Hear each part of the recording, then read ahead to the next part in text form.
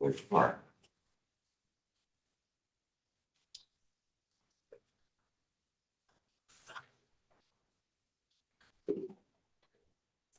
Good morning from Washington State University, Tri-Cities. My name is Lisa Keohokalole Shower, and I'm the chair of the Board of Regents. We are excited to be here today and to kick off our board meeting. We'll begin today's meeting by acknowledging that WSU's locations statewide are on the homelands of Native peoples who have lived in this region from time immemorial. The university expresses deepest respect for and gratitude toward these original and current caretakers of the region. Today, we're committed to ensuring that those that would like to be a part of this meeting provide either public feedback and or to watch the meeting. You may do so via the YouTube live stream, and a link to the live stream is available on the WSU Board of Regents website page. Public comment will occur at the end of the meeting. The time allocated for each speaker will be up to 2 minutes. For speakers who are in person, I will announce your name when is your opportunity to speak. And at that time, please come to the presenters table. For speakers participating virtually, you will remain muted until I call your name. And at that time, I will unmute. We will have a moderator unmute you, and we will ask for your public comment. If you haven't submitted public comment or a request to address the Board of Regents, we would ask that you go ahead and reach out to the online request at regents.wsu.edu or by emailing regents@wsu.edu, visiting with the board's assistant, Tracy Jordahl. I just want to start my report with a lot of gratitude and thanks for the board's activities over the last couple months. It feels like we were just together in January. And since that time, Regent Powell, who serves as our Regent representative on the WSU Foundation Board of Directors, on February 12th, Regent Powell participated in the annual board retreat. So we appreciate your time and service on the Foundation Board. On February 26th, Regent Cerna was the keynote speaker at the WSU engagement event, Hoogs in the Desert, held in Palm Desert. I think he brushed up on his golfing strokes while he was there as well. It's still struck.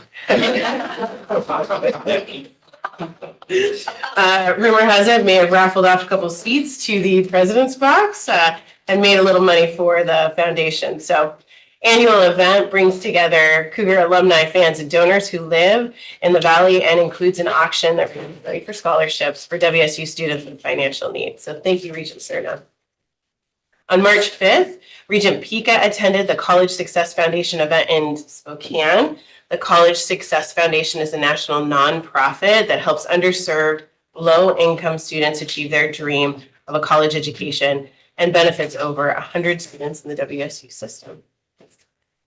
Lastly, I want to acknowledge the start of Women's History Month. Today is International Women's Day, which began on March 1st.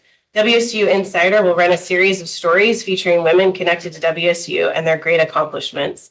One story was just featured yesterday and recognized Carla Pepperzak, whom the Regents approved conferring an honorary doctoral degree in January. I also just wanted to add that when I joined the board in 2018, there were not as many women sitting at this table, and how much I appreciate being able to see the different diversity that we have throughout all of our leadership. So with that, I will turn over the floor to President Schultz for his report.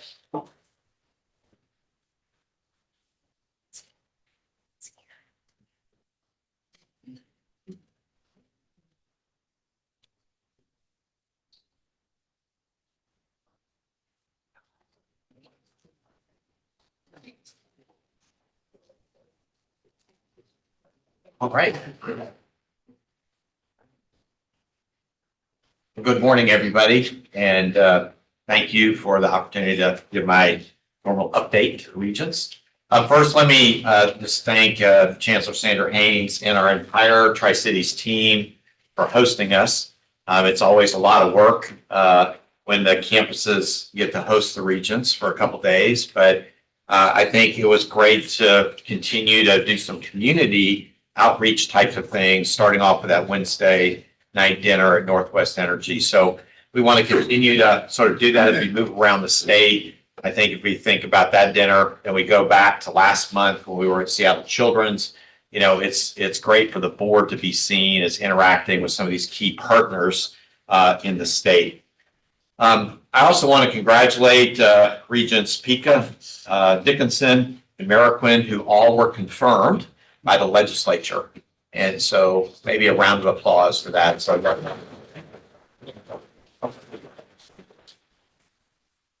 right.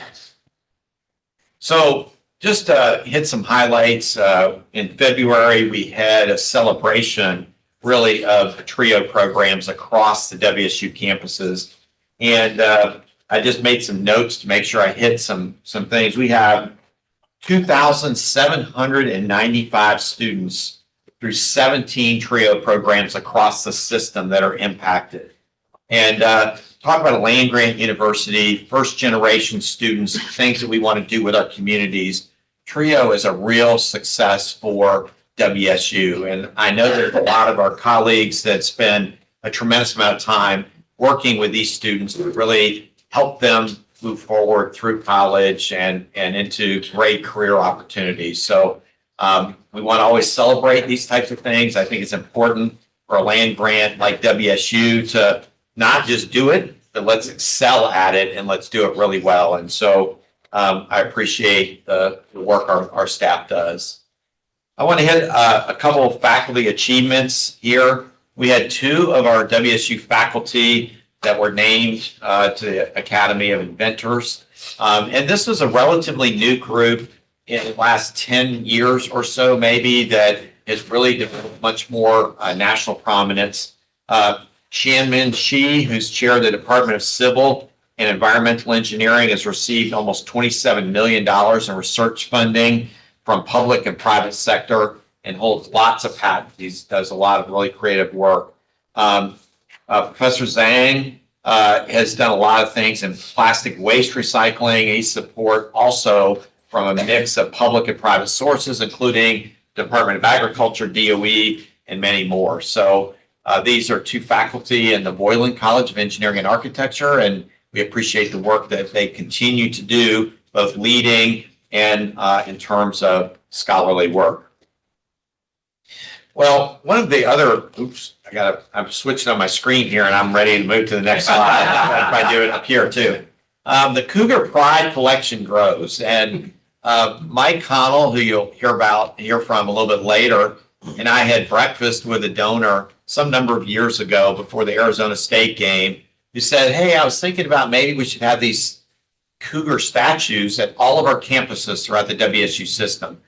And that conversation went from there to a 7-figure gift to make all that possible, to us figuring out that it's not just doing the statue, but the base of the statue also is expensive to put in, to another phone call saying, hey, we love the statues. How about doing the bases at the same time? So it's no cost to the campuses.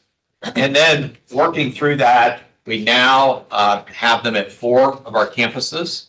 And you can see the one right over here. And on this campus, that was the first one outside of Pullman. The Spokane one was just placed in its location maybe a month ago. The Vancouver one was also put in place just a couple weeks ago.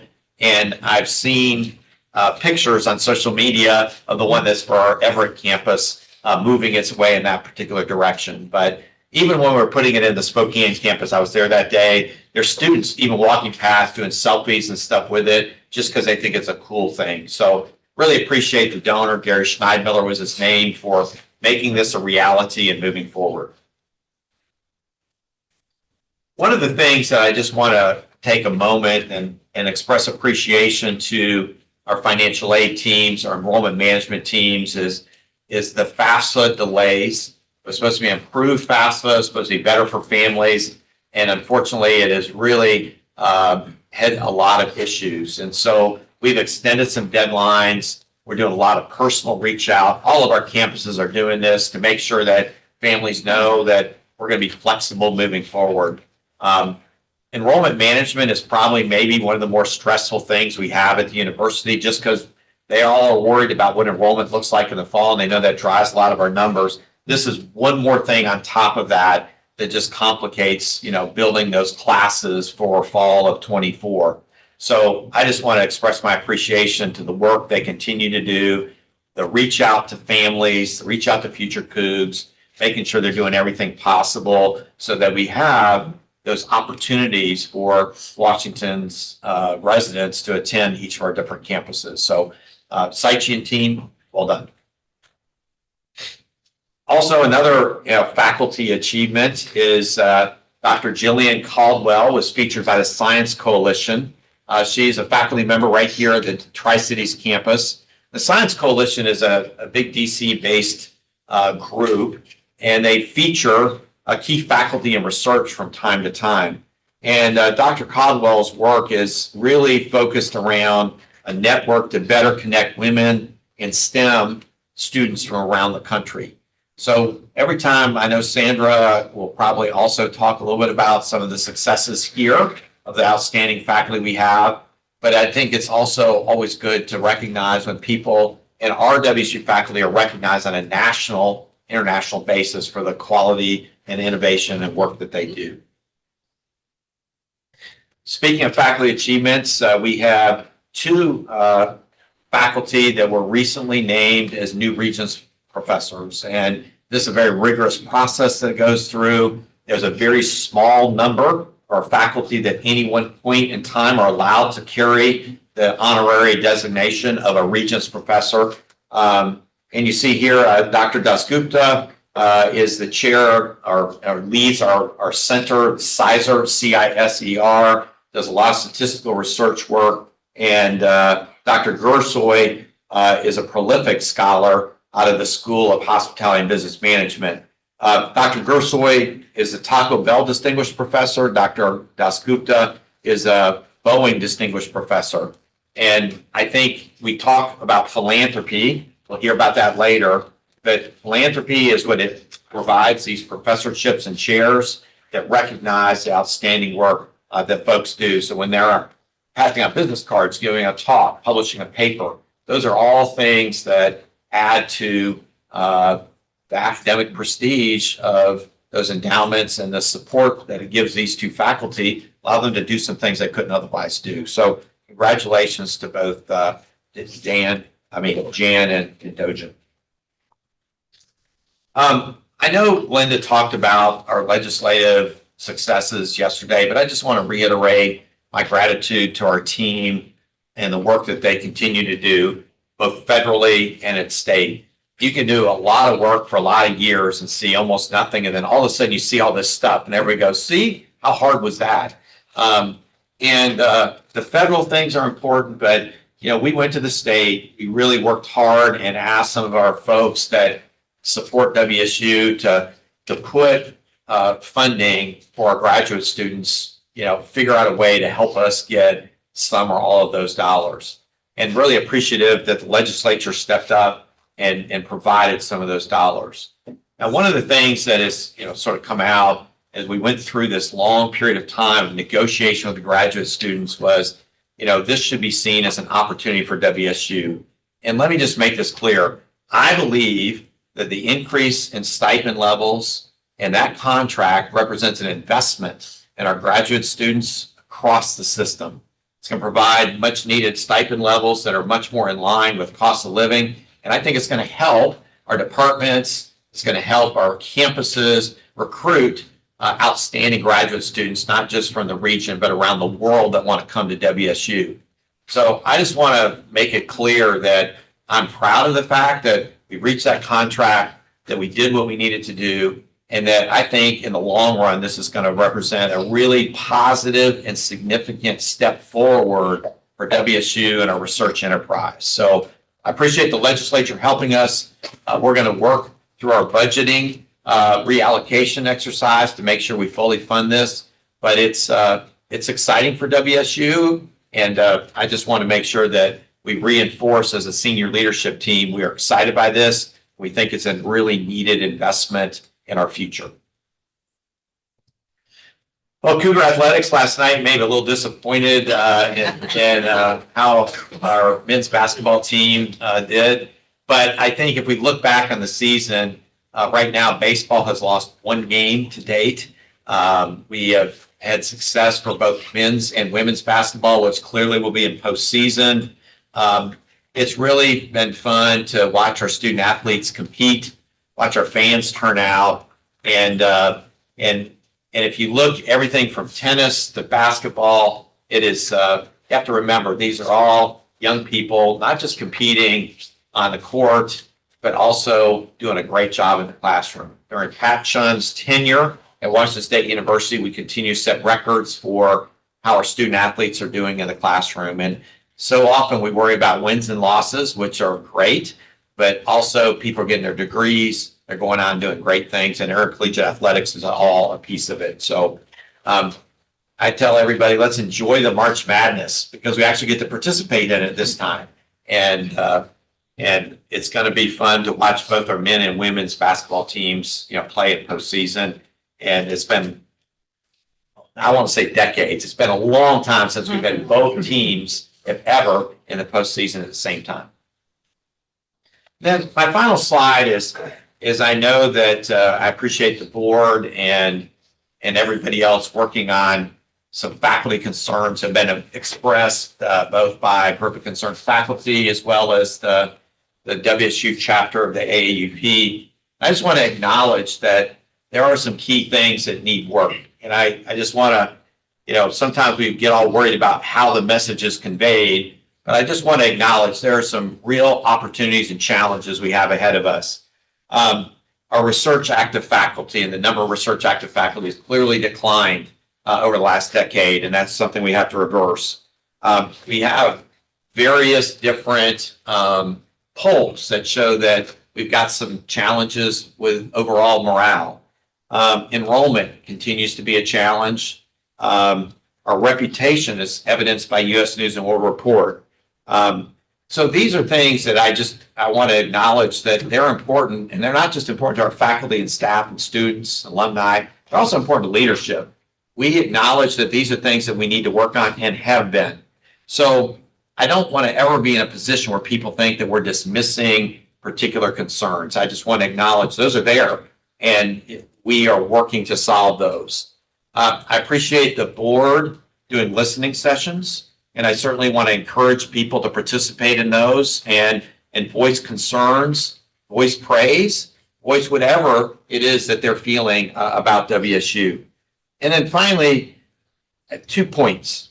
The first is the way to solve problems, I believe, is the board, our faculty, staff, and students and leadership are going to have to work together, roll up our sleeves and say, let's find solutions to these particular things. That is the way that during my tenure at WSU, we have worked to solve problems. I mean, we always agree on every piece of it, but that's how we made progress on really challenges. And I just want to make sure that during this time, when we talk about the challenges, we saw yesterday what our faculty productivity is in terms of research per faculty member. You look at things like that, we have exceptional people at Washington State University doing amazing work. And if we're not careful, sometimes you can always focus on, we got these problems over here, and you forget about the people doing wonderful things, the students, and they're excelling. The faculty we highlighted today that spent careers at WSU and are doing truly groundbreaking work. So I want to acknowledge the challenges, but I also want to remind us we have a lot of positives that are going on, and we also need to make sure we're acknowledging those at the same time as we recognize these opportunities ahead of us. So with that, thank you. I appreciate the opportunity as always, and look forward to presentations highlighting our Tri-Cities campus coming up. Thank you. Thank you, President Schultz. Are there any comments, questions for President Schultz? Okay, come on back. Yeah, I'm out of here. Yeah. I appreciate your partnership and your leadership. I think there have been a lot of opportunities for us to celebrate what is happening at WSU. And in particular, I'm interested to hear from Chancellor Sandra Haynes as to what is happening here on the Tri-Cities campus.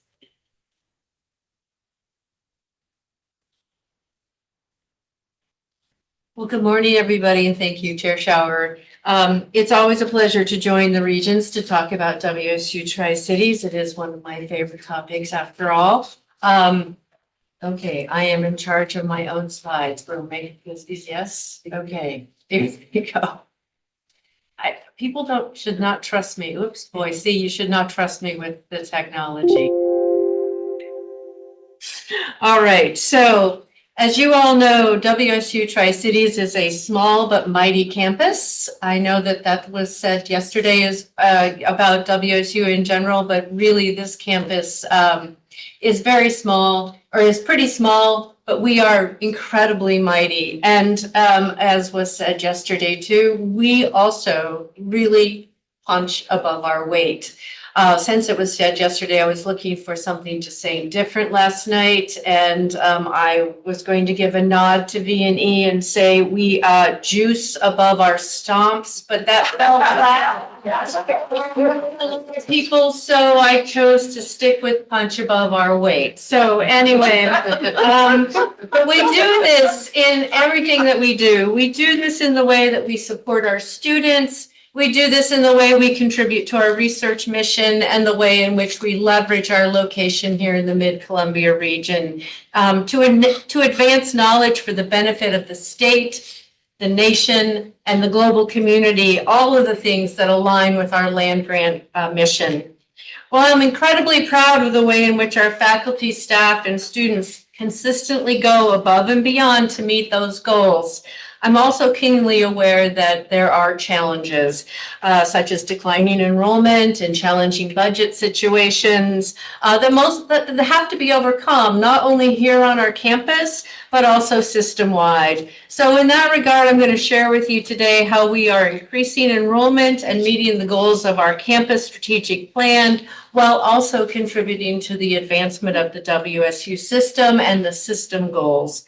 Throughout the presentation today, I will also be sharing key data points with you, because one of the things that we are focusing on and emphasizing in the last couple of years in whatever we do on this campus, be it instruction, be it research, or be it student support, it should be strategically considered, it should be data informed, and it should be data verified. So with that, we'll first take a look at our enrollment. I got that? Okay, so despite this graph that looks like it might be bad news, this is actually a good news slide.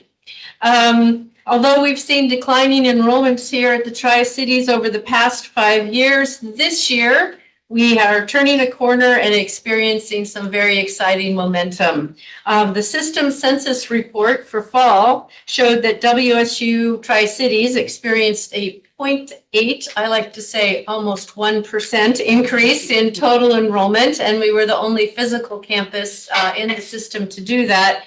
We saw over 25% more undergraduate students, 6% more transfer students, and 7% more graduate students. So we're very excited to see this corner being turned. We also saw a 1% increase in our fall to spring enrollment, which is unusual on any campus because usually you see a decline in that fall to spring semester. So we're very excited about that. But I have to say we made these gains strategically with an intentional focus on investing in our admissions staff. And we now have 3 out of 4 of our admissions counselors who are fluent in Spanish, and all 4 of them are first generation or were first generation students of color.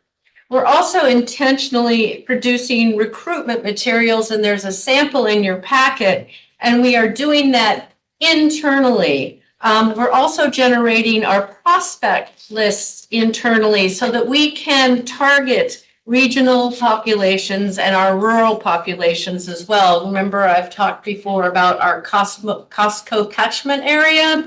Whoever will come to our Costco will come to our campus. Well, that includes some very rural locations around us.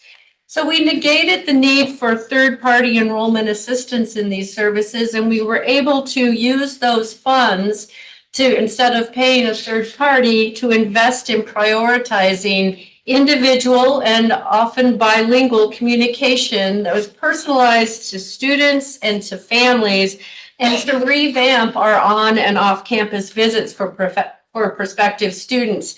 As an example, we traveled to high schools, especially rural high schools, and we did immediate sign-up days. And we did celebrations at those high schools, which was a message to many other students in those high schools that you are welcome here at WSU Tri-Cities. You can come and you can succeed. As we revamp, yes, good. As we ramp up our enrollment efforts and move towards the application for the Seal of Excellencia, which, yes, I've talked about for the last few years, we should be submitting that application this year. I'm getting the nod. Yes, good. Our efforts show that WSU Tri-Cities has continued to be the most diverse campus in the system, with 49% students of color and 50% first-generation college students. Thank you, President Schultz, for talking about our first-generation college students. We have especially excelled in creating an educational pipeline, actually, for our Hispanic students from Running Start to PhD. Of all the campuses in WSU Tri-Cities has the highest percentage of Hispanic undergraduate students at 43%, and our Hispanic graduate students are at 16%, which is also the highest in the system. Our Latinx Running Start students this year come in at 20%, which is an increase in those students as well. We also, while total undergraduate student counts have declined, the number of Hispanic students has increased. So we see decreases in some students, but we see increases in the number of Hispanic students, as have the number of credentials that we award to our Hispanic students. So we can't talk about enrollment without talking about retention, because that is as important as enrollment. Retaining those students that we recruit to our campus is vital for many reasons. We want students to succeed, and it also does relate to our budget. So our focus on recruitment has been matched by our intentional and ongoing look at our retention-oriented programs and practices, both inside the classroom, in our academics, and in our co-curricular spaces. In 2023, we were part of the American Council on Education Learners Success Lab. The final report for that lab is also in your handouts. But our lab engagement spanned 18 months, involved the work of 37 faculty, staff, and students. And what I really want to point out today is it enhanced the ongoing work of our Equity Academy, which I've also spoken of before, but I'd like to talk a little bit more about that and some of the results that we're seeing. The Equity Academy is in its third year and is truly producing some really great results, excuse me. I'm hoping that you think my remarks are great too, but really the Equity Academy is producing great results. As a reminder, the Equity Academy is an intentional and innovative program where faculty participate in an ongoing review of disaggregated data in their own classes. So they're examining their own classes and looking for gaps in success gaps. And then the faculty implement, they talk to each other and they implement some thoughtful pedagogical changes that really are making all the difference. So what we're seeing now is a reduction in our C-, our Ds, our Fs, and our withdrawal rates in our introductory and core courses. So that is helping us to close the attainment gap for students, helping them see that they can succeed and keep our students on track for graduation. So this has been very successful for us, and we see more and more faculty wanting to become involved in the Equity Academy as we move forward. Our new student success seminar is also back after a year hiatus, and we added a section that was designed specifically for transfer students this fall. The intervention continues to be very successful, and particularly for our Latina students. So, for example, this year there was a 9-point difference in fall to spring retention for Latinas who took the course versus Latinas did not take the course. So again, another successful intervention in our retention efforts. And we also continue to work outside the classroom to provide students dynamic experiential learning opportunities and tailored support. And on your slide, you see just a couple of these, which we're very, very proud of.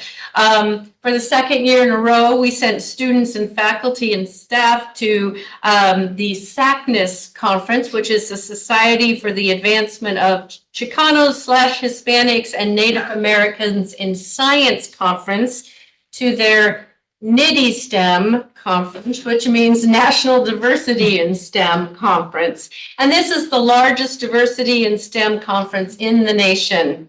This year, we sent 25 students with funding provided from TRIO, our TRIO program, and also from our partner in the community, Battelle, that runs PNNL. And second picture there is just because I feel the need to mention this, especially after the basketball game last night, that our Coding Cougs took 29 students to the Dub Hacks Hackathon at the University of Washington in the fall and won the T-Mobile track, besting UW on their home field, or perhaps that's home computer or own computers. So anyway, we're very proud of our students, and that is a student club that is very popular on our campus. Oh, see, you can't trust me with this. Okay. Next time. You're gonna, okay. We can't talk about recruitment and retention without talking about program offerings. And again, I'm using the word intentional way in which we're using data to inform our decisions about what courses we offer, the manner in which we offer them, and when we offer them, all in the service of meeting our student needs. And this brings us to an update on our academic portfolio and resource review. Okay, recall, again, this is an update. So in a nutshell, the academic portfolio and resource review is an initiative that examines academic program specific data relative to the cost of program delivery. This is a major undertaking for any institution, any campus to do. And we have been working in this realm for just over 18 months. We involved faculty and staff from the beginning, and we are working now to identify and implement strategies to allocate our limited resources. I'll show you right now a broad overview of the results of our first pass, so we can look at the data together. And this data is publicly available to our entire campus. Maybe. There we go. Oh, for Pete's sake. A preview of coming attractions. There we go. Oh. All right. Okay. This is just one graph, and it's a little difficult to see, I see. But just know that there are mountains of data and many graphs that are coming from this, mountains of analysis, dozens of talks with faculty and staff that is behind this one graph and this data. But as straightforward as this data seems, that it clearly shows, you can see it, that some of our programs have greater enrollment and are bringing in more revenue dollars than others. But as with any data set, this data is only one part of the equation. This isn't a math problem alone. I'm sorry, Regent McDonald. Okay, sorry. Okay, there are several factors that Our bar looks to me to be the tallest.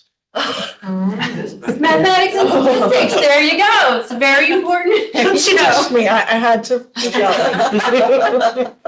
But it's still not just a math problem. Okay, so there are several factors that impact the profitability of a course, including, of course, enrollment. What are the instructional costs? There are some programs that cost more than others. Often that's due to the large amount of equipment that is necessary to offer those courses. And there are other reasons and restrictions due to accreditation, such as class size. And we see that especially in our health sciences programs, which, yes, I do have nursing locked up on here because I'm going to use it as an example.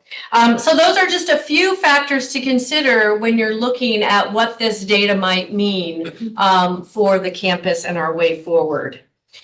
So again, there's always a balance between offering mission critical programs and positive and negative revenue generation. And I just want to make sure that we understand that as we're looking at this data. And I do want to look for a moment at nursing to underscore this. That is the boxed program that's up there. Nursing is and always will be a very expensive program to offer, and it will rarely pay for itself. It is all of those things. It is equipment intensive. It has accreditation restrictions that restrict the class size. And there are always the external factors such as the clinical placement. So it makes it a very expensive program to offer. Does this mean that we would cut nursing because it is an expensive program to offer? Sorry, Daryl. But no, absolutely not.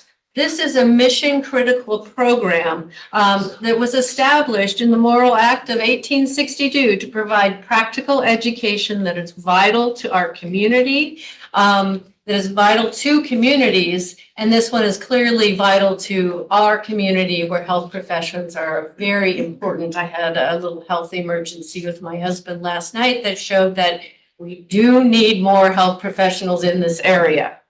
So what I want to then emphasize again is that there are many ways to increase revenue in programs across the board by focusing on student needs, not just examining the graphs and saying, perhaps we don't offer this program anymore.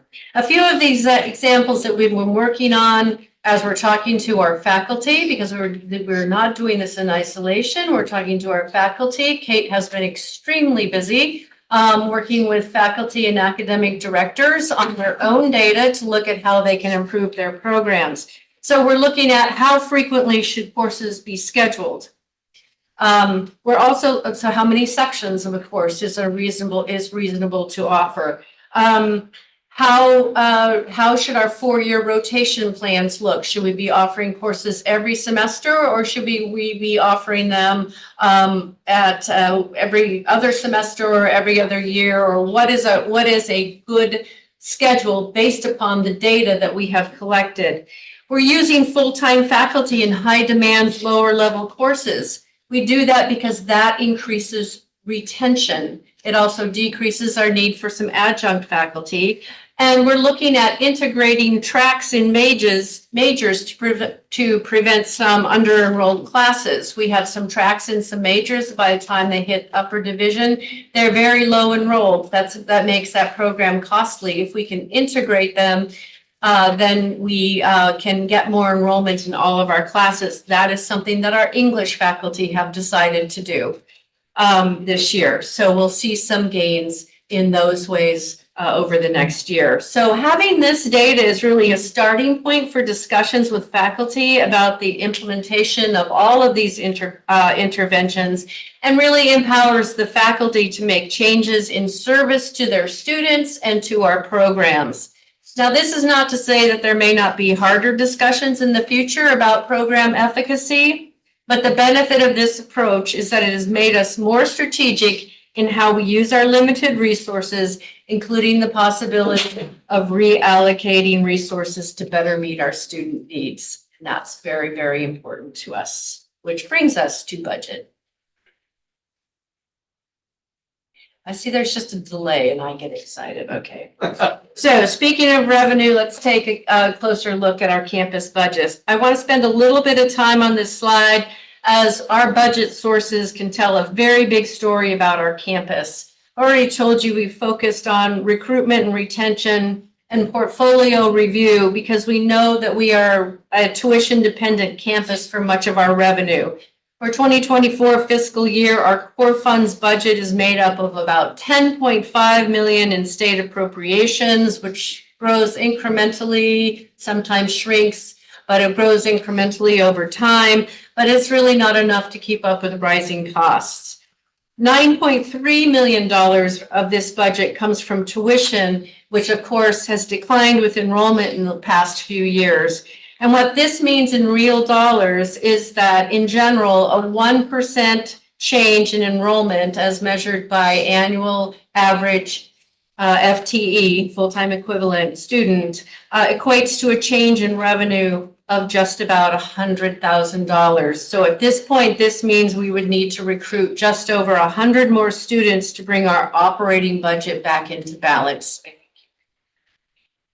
However, despite the decrease in tuition revenue, and this is a bigger part of the picture, our all funds budget has actually increased significantly over the past 5 years, rising from $34.8 million in fiscal year 19 to approximately $47 million this fiscal year. And the growth is primarily seen in two areas. The first one is grants and sponsored projects or contracts, and the second is state proviso funds. With this growth, grants and contracts now total approximately $18 million, and that's up from $10.4 million in 2019 as measured by in our annual expenditures, which makes it about 38% of our all funds budget. So we are acting true to our Carnegie classification as a research intensive institution because much of this growth has come from our research grants, and we truly expect this growth to continue as we build out our focus on energy and the environment. You already heard from President Schultz about Jillian Cadwell and her work, and she's doing some tremendous work on the social aspects of energy and the environment. Some other examples of this include work in the world-class lab that is right over there, that's our Hospital Green building there. That is the Bioproduct Sciences and Engineering Laboratory. We are a leader there, as you know, in alternative fuels and especially sustainable aviation fuels. And that was the lab that many of you toured last year when you were on campus. Dr. Josh Hine has brought his expertise to campus, and his laboratory is fast being recognized as the National and International Center for Development and Testing of Sustainable Aviation Fuel, and has brought tremendous research and contract dollars to this campus. We are currently in the process of developing a partnership with Snohomish County to create a new research and development center in sustainable aviation fuel at Payne Field. I believe that you heard a little bit about this yesterday. But the center will include the world's first staff repository and allow for large-scale testing of potential fuels in combustion engines. If you were on the tour last year, you saw the small samples.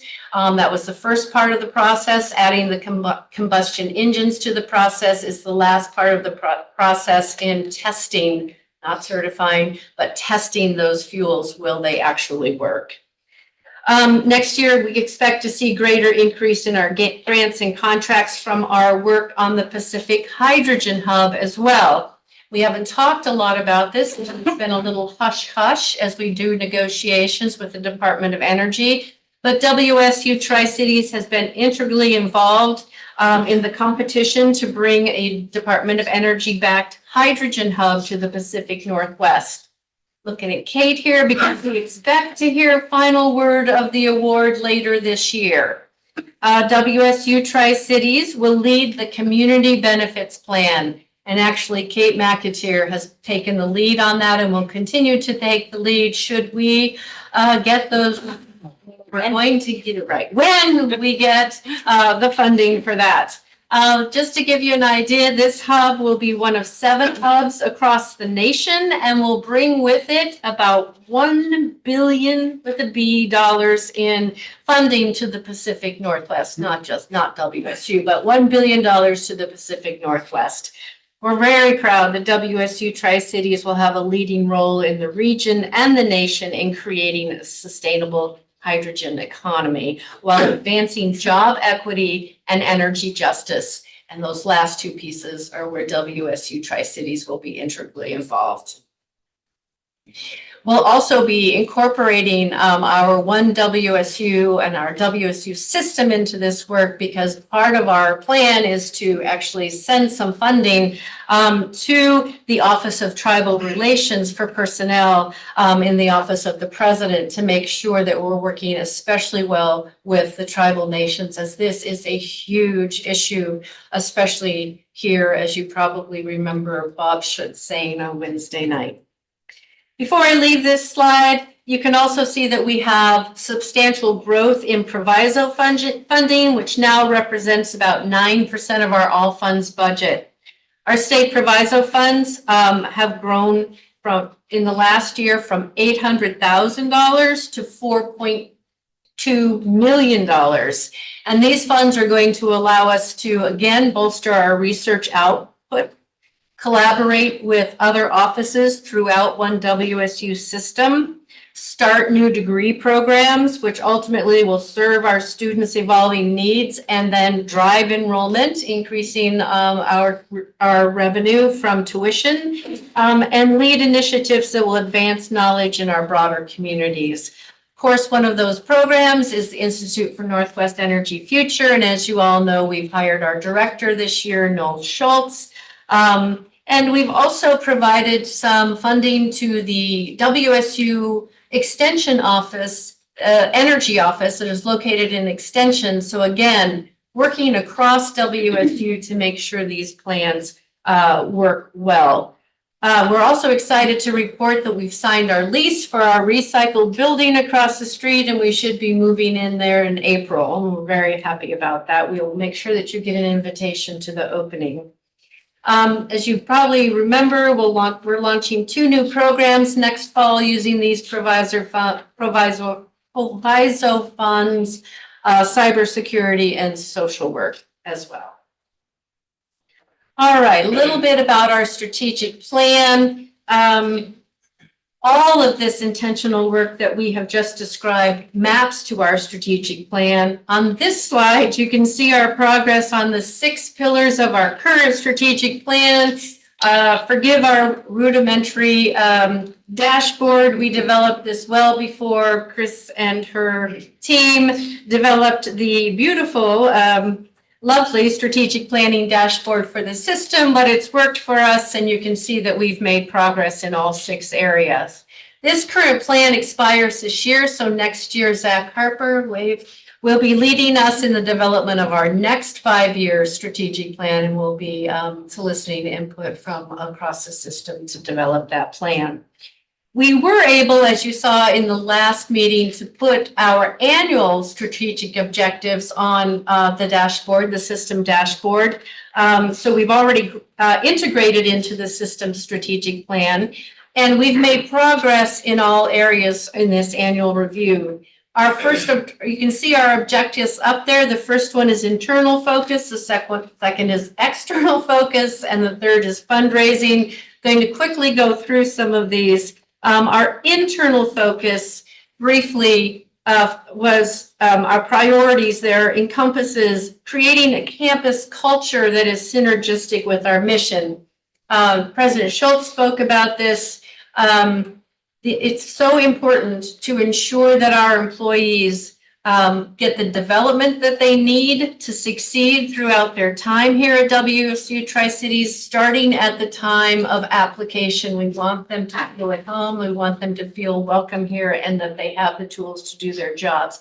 It is an incredibly competitive employment market, as you all know, and we are keenly aware of the need to create employee satisfaction for retention of our excellent employees. We are also keenly aware of the fact that retaining satisfied and engaged employees who understand and appreciate what it means to be part of a campus community is incredibly important to serving our students, meet our students' need, and advance our mission. So I should have been one more slide ahead. Last year, as faculty and staff, we worked on codifying what it means to be an employee, what it means to be faculty and staff here at WSU Tri-Cities, and we developed our we statements, and our we statements are very detailed, but In a nutshell, they are, as a community of thoughtful and considerate Cougs, we are inclusive, we are purposeful, we are respectful, we are adaptable, and we are professional. And you can see this hanging on walls, and you can see people talking about it throughout the campus as they interact with each other and begin to really incorporate these values into our work here. The second objective was our external focus. I have two examples of that, although there are many ways in which we engage with the community around us. I know that you have heard me say before that we believe that a campus must be of a community and not in a community. We take that very seriously here in the Tri-Cities because we know that most of our students come from Benton and Franklin County and will stay in Benton and Franklin County. For this reason, we're very intentional about integrating with our community. One highlight here, I've had the privilege of chairing the Tri-Cities Development Council, TRIDEC, for 2 years in a row now and running, and we'll be examining our bylaws this year because I'm not sure there's an end in sight, but we're going to try to make that possible because we know that chairships probably should turn over at some point, but it has been very important for us to get in front of the business community here in the Tri-Cities and make sure that they understand that WSU Tri-Cities is an integral part of their business success. We also participate and present meaningful activities that elevate, celebrate the lived experiences of people in our community. For example, we worked with the Jordan Snitzer Museum of Art at WSU Pullman to bring the exhibit Rooted Irwin Nash photographs of Yakima Valley farm workers to campus. And I'd like to show you a little video of how that went. And I think you'll recognize some people in the video, at least one. Tonight, an exhibit honoring the history of Yakima Valley farm workers is on display at WSU Tri-Cities' campus. Thomas Dianella got to go to the event today and tells us how the community feels about this display. Irwin Nash took over 9,400 pictures showing the lives of farm workers in Yakima Valley between 1967 and 1976. And now Miguel Puente gets to see his family's history live on through the exhibit. Pictures like these are alive right now. They're in our community. The legacy of farm workers in Yakima Valley continues to live on through the display Rooted, Irwin Nash photographs of Yakima Valley farm workers. Many at the opening event took in the pictures and were reminded of their heritage and stories told by family and friends. And the biggest thing is that record that history, because our history is so important. And that's what I think these photos also represent. They represent our history, our legacy, and there's just this humanity about them. The photos tugged at the heartstrings for many who saw Irwin Nash's depiction of their family on display. For Miguel Puente, whose mother and aunts were photographed by Nash, he tells me the images show the true struggle and lives of farm workers in the 1960s and 70s. Thank you for Mr. Nash, who I don't believe any of us in our family have ever met, for documenting some very important people in the lives of our family, but also in our communities and really the state of Washington and beyond. While not in the photos herself, Nora Elena Gonzalez saw her family represented and was reminded of her upbringing, where she described her family as rich in love. A lot of these pictures, we see them to this day, and it's important to not forget where you come from and to appreciate it. The photos on display now is only part one of the exhibition, and new photos will be put up on September 12th, and those will be on display through October 20th. In studio, Thomas Dianella, Nonstop Local. So it's very exciting to actually see families. If you looked at the podium with the family that was up there, the women in that that were at that podium were actually in one of those pictures as children. So people were actually seeing family members in those photos here, and it was a very moving event for us all. We were so pleased to welcome Regent Cerna and Regent Powell to the opening reception. It was very educational, it was very affirming, and it was very energizing. So thank you for being there. Last thing, everyone's anxious for the last thing. Oh, nope. The third objective is fundraising and alternative forms of revenue. We're always focused on trying to bring creative funding to campus, and we are right now, especially during our campaign, it's very important for us to build our structure for philanthropic growth. We saw some big wins on campus. We got our first Murdoch grant. That was a huge win for our campus. And you can see that we raised money from our community members as well, for many of our communities members as well. And we just this month met our goal for this year. So we're well on our way toward being good partners in the campaign. Okay. So now we go to thank you. I know that was a lot to cover. I was asked to cover quite a bit in this speech, and I hope that it met your needs and gave you a good view of WSU Tri-Cities. Typically like to end my presentations with a big go Cougs, but I'm going to let our students do that. I'd like you to hear it from a group of our brand new students who attended La Bienvenida, which is our orientation for our Latinx students and their families.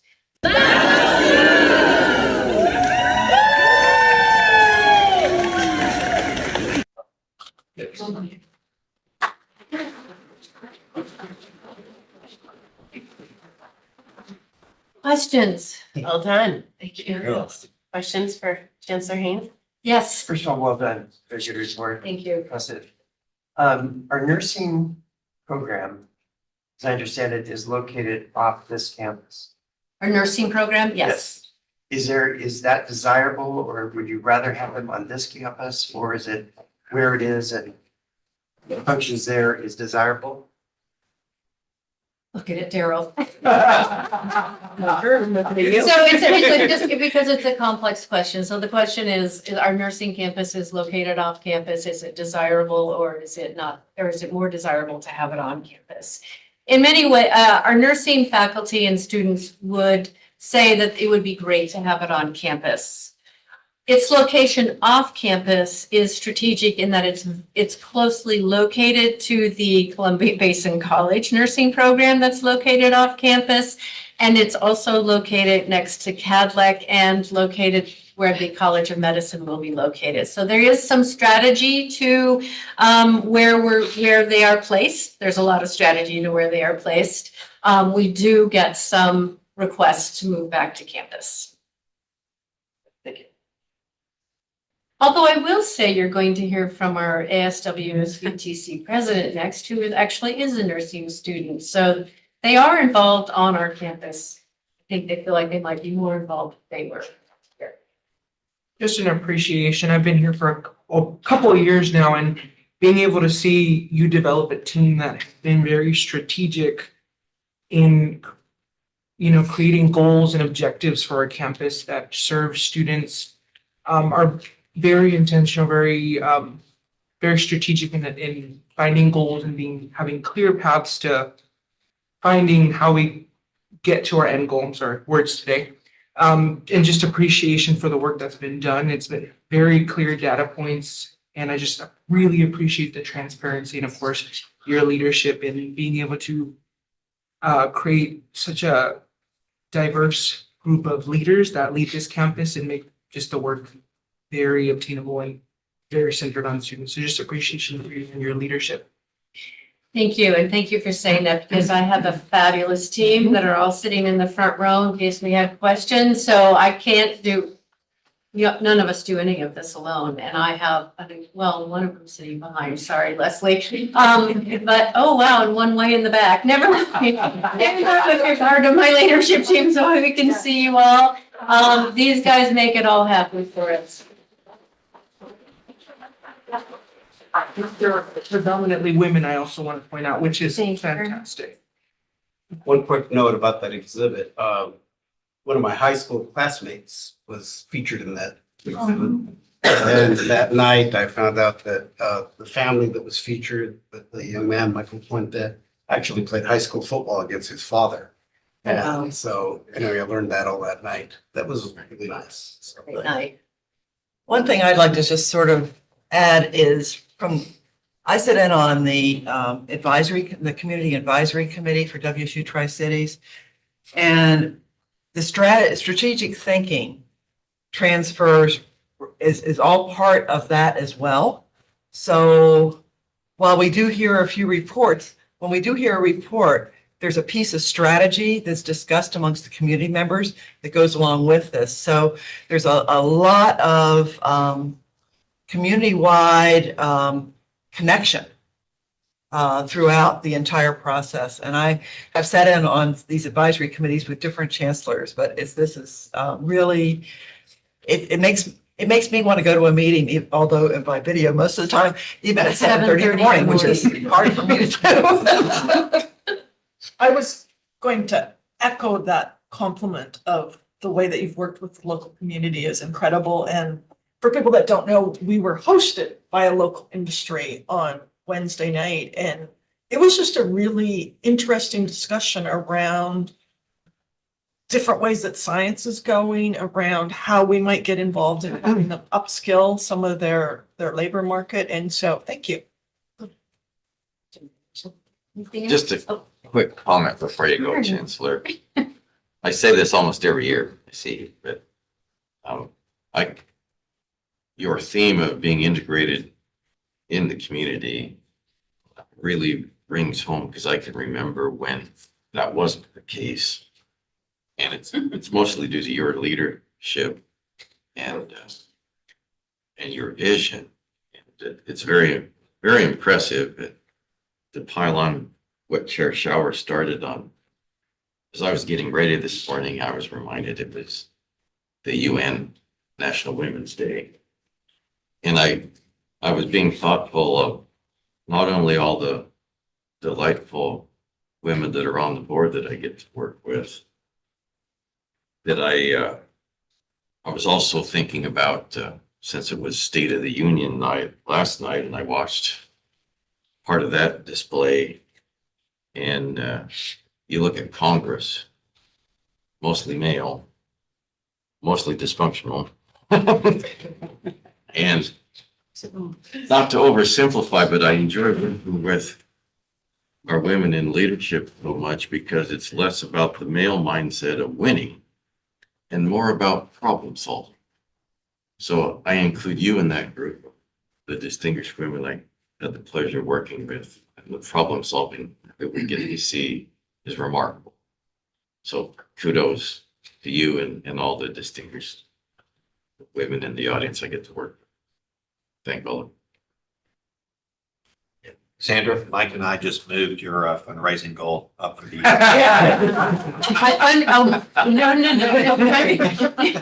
When you hit 100%. Yeah. It's a goal like change. 107. You were yesterday. Over. Okay. We were yesterday. Oh, no. I just want to give some space for Regent Shetler. Do you have any questions? Or Chancellor Haynes wants to leave the hot seat here, but do you have any? It's hard to be on video and participate in these meetings. So before we, okay, it doesn't look like he does. Thank you very much. Very much appreciate the. Thank you for the opportunity.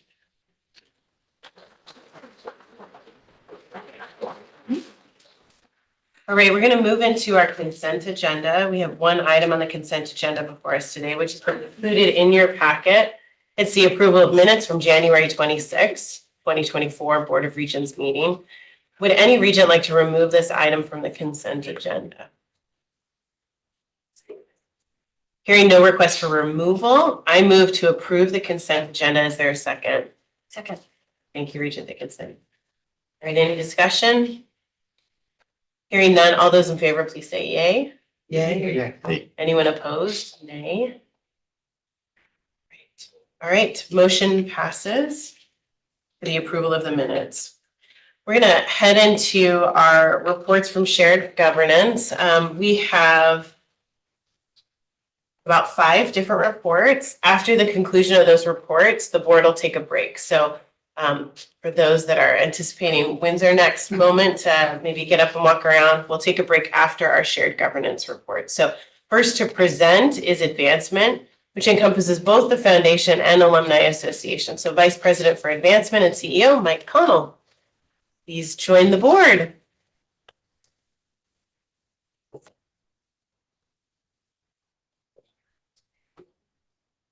Good morning, everyone. Let me start by asking Lester to lead off. He's joining us virtually.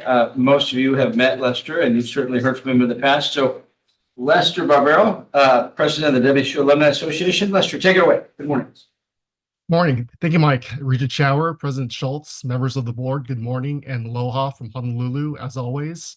It's an honor to be speaking with you about our amazing Alumni Association. We are looking forward to hosting this year's Women's Leadership Summit on Friday, April 5th. This annual virtual event provides Cougs with an opportunity to celebrate successes and learn from the experiences of our alumni. My sincerest gratitude to Regent Dickinson for moderating this impactful event. This year, we will again have panelists from each of the WSU campuses. We'll be posting announcements online later this month.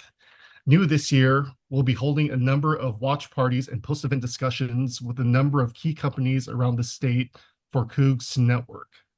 Later this month, an annual favorite, Coug Night at the Seattle Mariners, is set for Saturday, July 20th. Tickets are already selling fast. New this year, we will host a pregame program at T-Mobile Park for recent grads, featuring President Kirk Schultz, Mariah Mackey, and college representation. We are in discussions to add the Cougar Alumni Band as an Alumni Association affinity group. We are excited to help them with their efforts to support the Cougar Marching Band, engage alums, and energize the WSU community. WSU events hosted in partnership with the Foundation and Enrollment Management have been positively received around the country. Our event in Honolulu, Hawaii welcomed more than 200 Cougar alums, supporters, and prospective students from throughout the Hawaiian Islands. Our amazing Hawaii chapter volunteers love connecting with prospective students excited to attend WSU. A big thank you and mahalo to Regent Shower for coming out to support this event. Last month's WSU and Scottsdale events also saw tremendous success in engaging alums and supporters. Our Arizona alumni chapter was integral in promoting the week's festivities, including a recent grad panel and a men's basketball watch party. These events saw a number of young alumni. And finally, our affinity group, Cougars of the Desert, hosted their signature event in Palm Desert. They raised $30,000 in scholarship dollars. A special thank you to Regent Cerna for serving as the keynote speaker at this event. Cougs continue to tell us they look forward to WSU returning to all the WSU in locations in future years. On the docket later this fall, Seattle will be hosting a WSU in event in September. We are fortunate to have the best members. They provide continual support for the Alumni Association and the university. We found new ways to show appreciation through new promotions and engagement like the Platinum and Life member area at the Homecoming Pep Rally, Ballon Wines, and our new Leap Day membership sale. We look forward to membership drives during Cougs Give, WSU's anniversary, and May's Member Appreciation Month. Speaking of appreciation, we greatly appreciate the support of the Regents. This year, several have joined and some even at the Platinum Life level. As of today, we are only a few Regents short of 100% participation and will gladly assist any Regent that wants to join. Joining in is easy at alumni.wsu.edu. And finally, our men's and women's basketball teams have been thrilling to watch all season long. For anyone heading to Vegas next week for the Pac-12 tournament, our amazing Las Vegas chapter volunteers are hosting fan meetups 2 hours before every game we play. If the Cougs get an invitation to the NCAA tournament, we will do the same there as well. We will continue to update details as they become available on alumni.wsu.edu. That's all I've got. Pending your questions and comments, I wish you all a very happy Aloha Friday and go Cougs. Thank you, Lester. Does anyone have any questions for Lester? Okay. Thanks again, Lester. Thank you, Lester. I want to start by, and I think I usually do this, but I want to make sure I do it demonstrably today. So as I look around the room, and I never know where to look to see Regents, Redmond, and Shetler, so please know that I'm looking at you as well. But as I look around the room at each of you, I want to make it very clear how appreciative we are for your engagement as Regents of WSU. It is not lost on me or anybody that works at WSU the amount of time and effort it takes to do your work well and the expertise you bring to this. And I include you, Dr. Schultz, in that group as an ex officio participant, if you will. So if you remember one thing of my comments today, please remember that. It's our collective appreciation for your work on behalf of our institution. Philanthropic activity, that's usually what you ask for first, and so let me dive into that.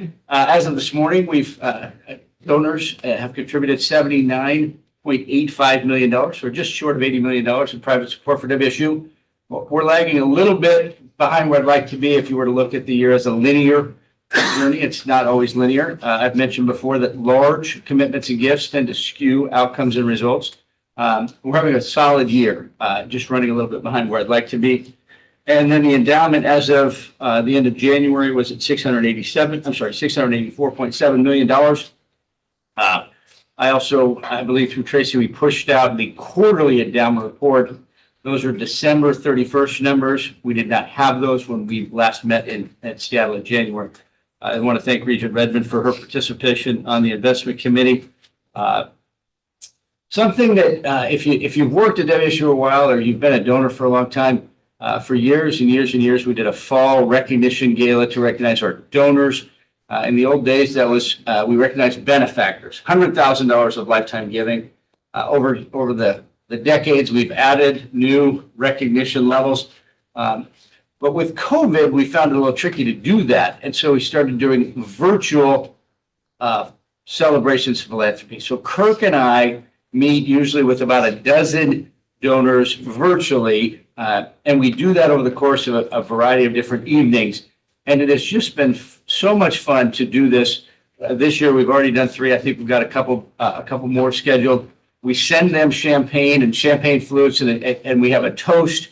And it's a chance for those folks who have made the most generous gifts to WSU to engage directly with Kirk to talk about WSU. We get a chance to get to know them a little bit better. And frankly, it's probably more engaging than being one of 300 people at a black tie gala. And so we've done most of this springs already. And again, we do it for those who are at the $100,000 level or those who have gone past $250,000. Many of you were in Pullman in the fall where we recognize those that are at 500 and a million and 5 million. But this year, 95 different entities, households, companies, etc., hit that $100,000 or $250,000 threshold. So that would have made for an awfully long night in Beasley Coliseum if we tried to do that in one night. So this has been a great pivot by the team, and it's a nice chance to engage with folks. When we were on earlier this week, we had a chance to thank 2 members of Mel's faculty who have achieved this level of support to WSU. So it's always a nice touch when we're engaging with people on the payroll as well who choose to support WSU financially. And this couple actually generates private support as well. So I just want to highlight that. It's a really fun part of the spring for Kirk and I, or late winter, if you will. Lester touched very briefly on Cougs Give. Many of our donors give online. Cougs Give is a day of giving, a one-day fundraising event. That'll be April 17th. I know many of you, your engagement in social media and that thing varies dramatically. But for those of you that choose to give online and choose to participate, please put that date on your schedule. We've got a significant number of ambassadors who help us promote Cougs Give online that day. The networks expand every year. The amount of giving expands. The number of donors expands. It's a fantastic day to celebrate WSU and celebrate philanthropy. So I want to thank you. If it's something you have done in the past, plan to do again in the future, and encourage you to continue to spread the gospel. Different schools do this differently, and frankly, some of them monkey with it a little bit. Ours is pretty pure. I'm really proud of how the team does it. There's not some of the gimmicks other institutions do, where you get a commitment at $100,000 in September and you say, how about we include that in our April 17th numbers? And so our team does a very lean and clean way of doing it. And if you've got questions on that, I'm happy to follow up with any of you. Kirk mentioned the Cougar Pride statue outside and the upcoming unveilings that we'll be doing. I saw Gary last night in Pullman, and we're excited to unveil in Spokane, and we'll get the other ceremonies scheduled. Speaking of last night, just briefly, no, the game did not go as we had hoped it would win, or it would go. I've lived in Pullman just coming up on 30 years. We left our house last night at 5:15. That's the earliest I've ever left my house to attend a Cougar basketball. We left our house 45 minutes before the game. When you got there, it was as if you were at a Lakers game and it was the celebrity sighting thing. You know, people had flown their private jets in from Seattle to watch the game. Former Regent Connie and Judd were there. I had a chance to say hi to them. It was so cool. And then, as you know, Pat suggested it was going to be a big crowd, largest crowd of the year. The passion, the energy, the excitement behind Cougar basketball, men and women, this year is something that I would hope that we become accustomed to. We've got really good basketball players. We've got really good coaching staffs. We're playing awfully good basketball. And it's just hard for people to grasp how exciting and how much energy there is in the room when this happens. The crowd last night is the largest crowd to watch a college basketball game on a college campus in the state of Washington this year. So it's working. The other thing, and I think the rules probably prohibit me from asking the Regents to actually do an exercise. But if I were to ask you to do an exercise, I would ask each of you to grab your pen and just write down Washington State. And the reason I say that is on the 17th of March is Selection Sunday, and they will produce a bracket. 60 million people will fill out a bracket. 60 million people will write down Washington State to win a first-round men's basketball game. When you talk about the impact of college athletics, 60 million is rare for anything where WSU gets to be seen in the national landscape. That's not watching the game. That's not watching our commercial. That's literally taking the effort with your pen to write down Washington State. So as we contemplate the impact of college athletics throughout the system, I don't think there are many things we do that are more impactful than somebody sitting in a household in Kentucky or Minnesota writing down Washington State. And so I just want to acknowledge Pat and his leadership, Kyle and his team and their staff, and Cammie and her team and their staff. It is a remarkable thing, and I clearly I'm a big fan of March Madness, but it is something that's hard to measure. I also want to take a minute to acknowledge the folks behind the scenes. When I look to my left, I see Kyle and Ginger and Tracy, and you think, well, that's nice. Well, yesterday I was not here. I was in Pullman, but I was able to watch your committee meetings for part of the day when I wasn't in other meetings. And this morning when I drove from Pullman, I listened to the part I hadn't watched. And so it's important that the technology work and the commitment we make to share this information. We work, I mean, we're all state employees. We're citizens of Washington. You are working on behalf of the citizenry. And the transparency that comes with this when we roll up our sleeves and spend time on difficult topics. I mean, when Leslie talks about the budget, I mean, 1, 3, and 5 starts to mean people. And so the ability for everybody around the room to grasp, you know, what does this mean for programs? When she talks about, we're not cutting across the board, we're going to cut vertically and figure out what are we doing that doesn't, you know, it's not, the ROI isn't there. It's not having the impact it's supposed to have. And so I just appreciate everybody making this work because it works. And I'm able to be more informed when I get here this morning and the impact it's having. And then the presentation from Elizabeth relative to freedom of speech, it's going to be a fascinating year on colleges' campuses. Our student safety is number one, and how it integrates with freedom of speech is something that we're clearly taking seriously throughout the system. And I appreciate, again, Elizabeth and her team focusing on initially at Pullman, but we're going to do this system-wide. We're going to do it well. So generally speaking, my message is gratitude. And I think, again, you've become accustomed to me reflecting on that. But when you look at budget cuts, you look at freedom of speech, you look at concerned faculty, there's days it feels like we're walking uphill, but as I mentioned before, that's where those Cougar calves came from. With that, I will wrap it up. Are there questions I might address for any of you? Well, one, I just thank you for your energy and consistent just compassion as well as acute awareness of the challenges and how you weave that in to what you do every day, because it's a hard thing to ask people for money day in and day out. And it's kind of thankless at times. So know how grateful we are for you and what your team does. Morty, and I appreciate that, but I spent time in sales before I took a professional development job. I believe that if you believe in your product, this job's a hell of a lot easier. So clearly I believe in WSU. Thank you. I'd like to just add something briefly because I do sit on the executive committee and on some other committees for the foundation as a liaison from this board. And I have been, for the last few years when I've been doing this, I have been so impressed, not just what Mike and his staff do, but the engagement of our alumni.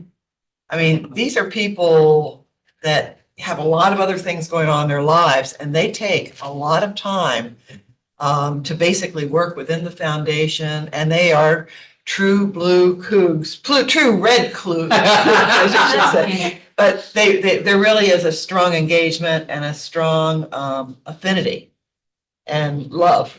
Well, you try to say no to him and Mariah, and it's a little hard, so. Yeah, exactly. Thank you, Regent Pellet. I appreciate your service. I mean, you're doing double duty and more. Yeah, thank you.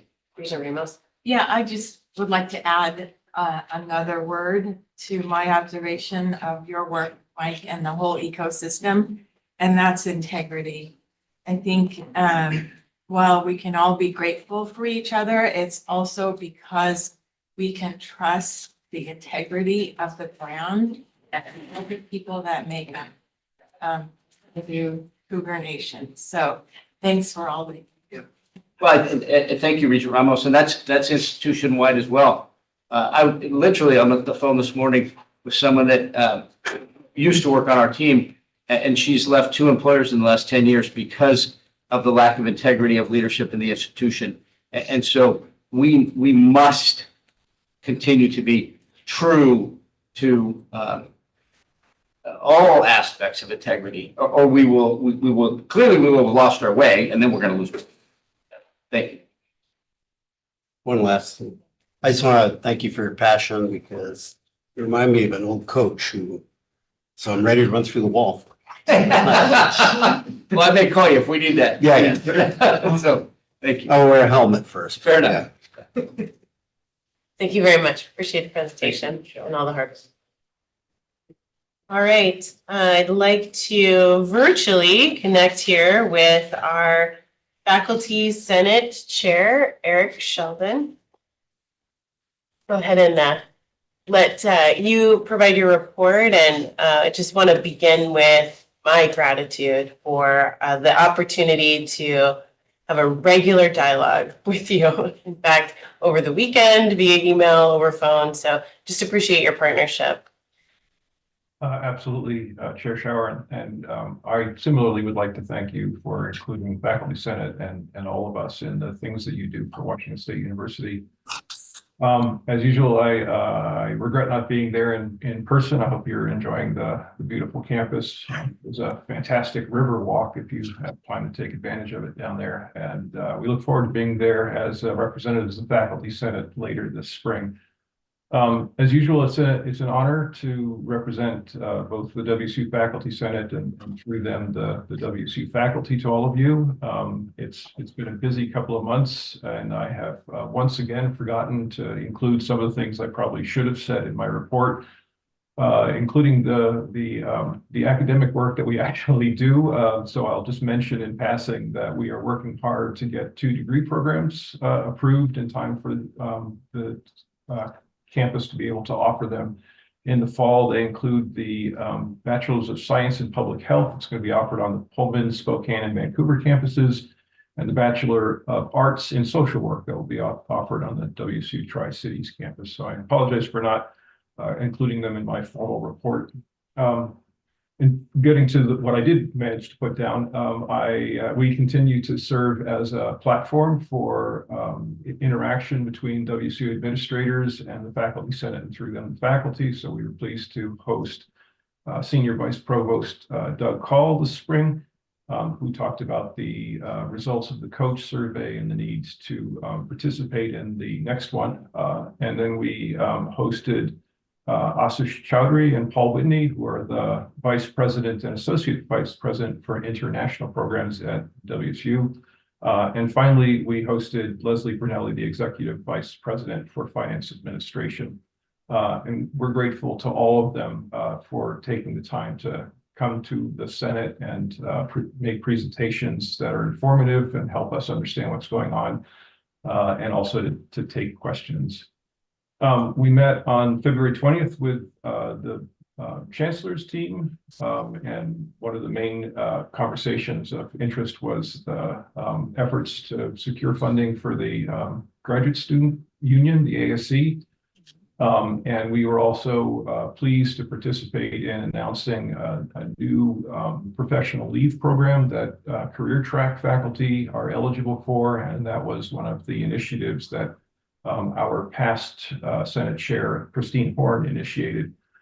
So we are grateful for the efforts of the administration to put this really significant program into place for our deserving career track faculty. In addition, we'll be visiting the Spokane campus in a couple of weeks. And as has already been mentioned, we are grateful to support the Board of Regents in conducting some listening sessions throughout the state to gauge faculty sentiment and provide a platform for input from faculty on a number of issues that are facing the university. I would mention that we also provide a website that is an anonymous or can be an anonymous forum for input from faculty on any issues that they are concerned with. And that has been quite active over the past spring. And finally, once again, I have failed to mention that we were really delighted to provide a small amount of support to Chris Mulick and his team. So he reached out to us and asked us to write letters to the state legislatures in support of the ask for assistance in meeting the needs created by the bargaining with the Graduate Student Union. And we were delighted to do that. We'd like to do that more in the future if we can, if it's helpful, and we hope it was somewhat helpful. So that's my formal presentation. I'm happy to ask and address any questions that you might have. Thank you, Eric. I want to just mention the listening sessions. They've come up. This is second time that they've come up. They're extremely important. I want to also encourage our faculty to participate. I want to also just add a little bit as to some of the logistics. So I was just kind of looking at the calendar. I'm spending 60% of the month of March either on a campus for WSU or in Seattle with WSU meetings. And I do that because it is important work that we are all doing, and the ability for us to be present and to listen and to connect human to human is critical. And so the dates that I'm going to share here are for the faculty to engage with the board, with our Senate leadership team in partnership. So March 18th, 12:30 to 2, WSU Pullman. March 19th, 3:30 to 5, WSU Vancouver. March 25th, 11:30 to 1, WSU Spokane. And then March 27th, we'll do a virtual meeting from 10 to 11:30. We will not have a quorum of our board present. However, I'm pleased that many members of the board will be joining myself and Regent McDonald with our Senate leadership. So Regent Ramos, Regent Powell, and Regent Blankenship will be joining Regent McDonald and I in Pullman. Regent Powell will be headed from Pullman with me over to Vancouver, where we'll be joined by Regent Cerna on March 19th. Regent Dickinson and Regent Blankenship will join Regent McDonald and myself in Spokane.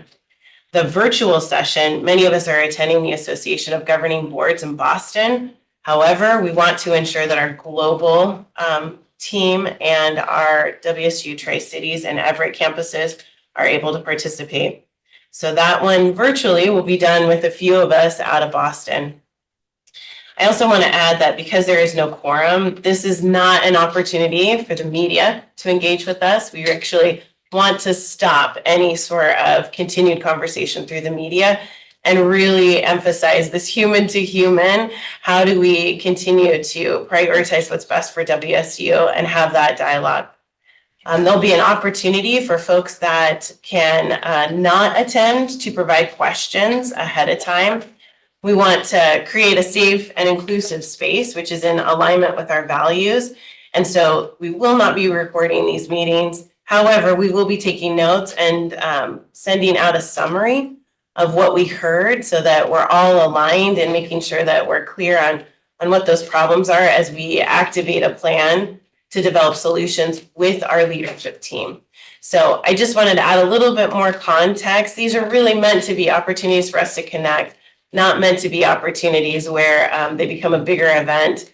We know that we have faculty that are teaching at the times in which we're offering these sessions. This was a challenge to find dates and times that we could be responsive and create this opportunity as quickly as possible. So I think next week being spring break allows me an opportunity to be back at home and do some paid work, which is exciting for those that I have a team that's looking for me to actually be present.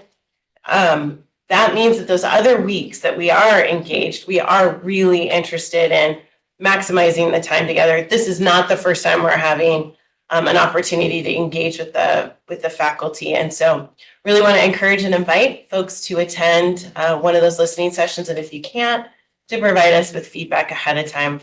Again, I just want to thank the Senate leadership team for being so actively engaged with me and with Regent McDonald so that we're hearing, we're listening, we're providing two-way feedback, and really trying to stand up these listening sessions was no easy task. And want to thank both Tracy and Ginger for all of your work to ensure that we had the logistics ready. So with that, if there are questions for Eric, I will open up the floor for questions from the Regents to our Faculty Senate Chair.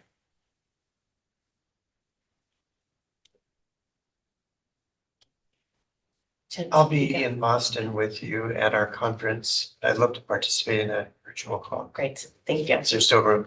Yes, actually, I was hoping that we would have a couple of folks that would participate in the virtual session. So thank you, Regent Pika. Okay, any other comments or questions? I know there's a lot right now. If there are no other questions, Chair Schauer, I just want to reiterate our appreciation to you and to the rest of the board for the work that you're doing and for the extra work that you are doing to facilitate conversations with the Senate from Washington State University. We know how much effort is going into all of this. Thank you, Eric.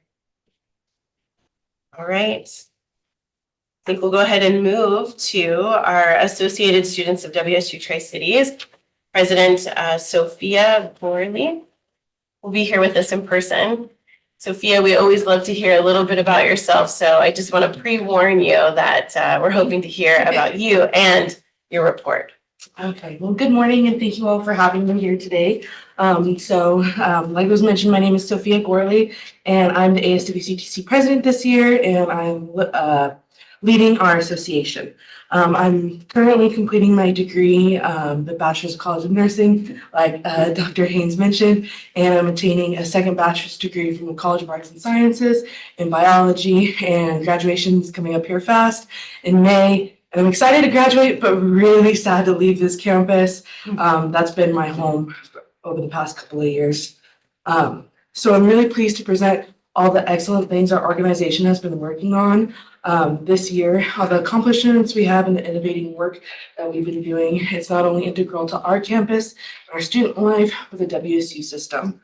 Advocacy is our priority, and this year has been no exception to that. Creating a positive campus culture has been one of our highest interests, and through diligent work from our ASWCTC team, we have made huge strides.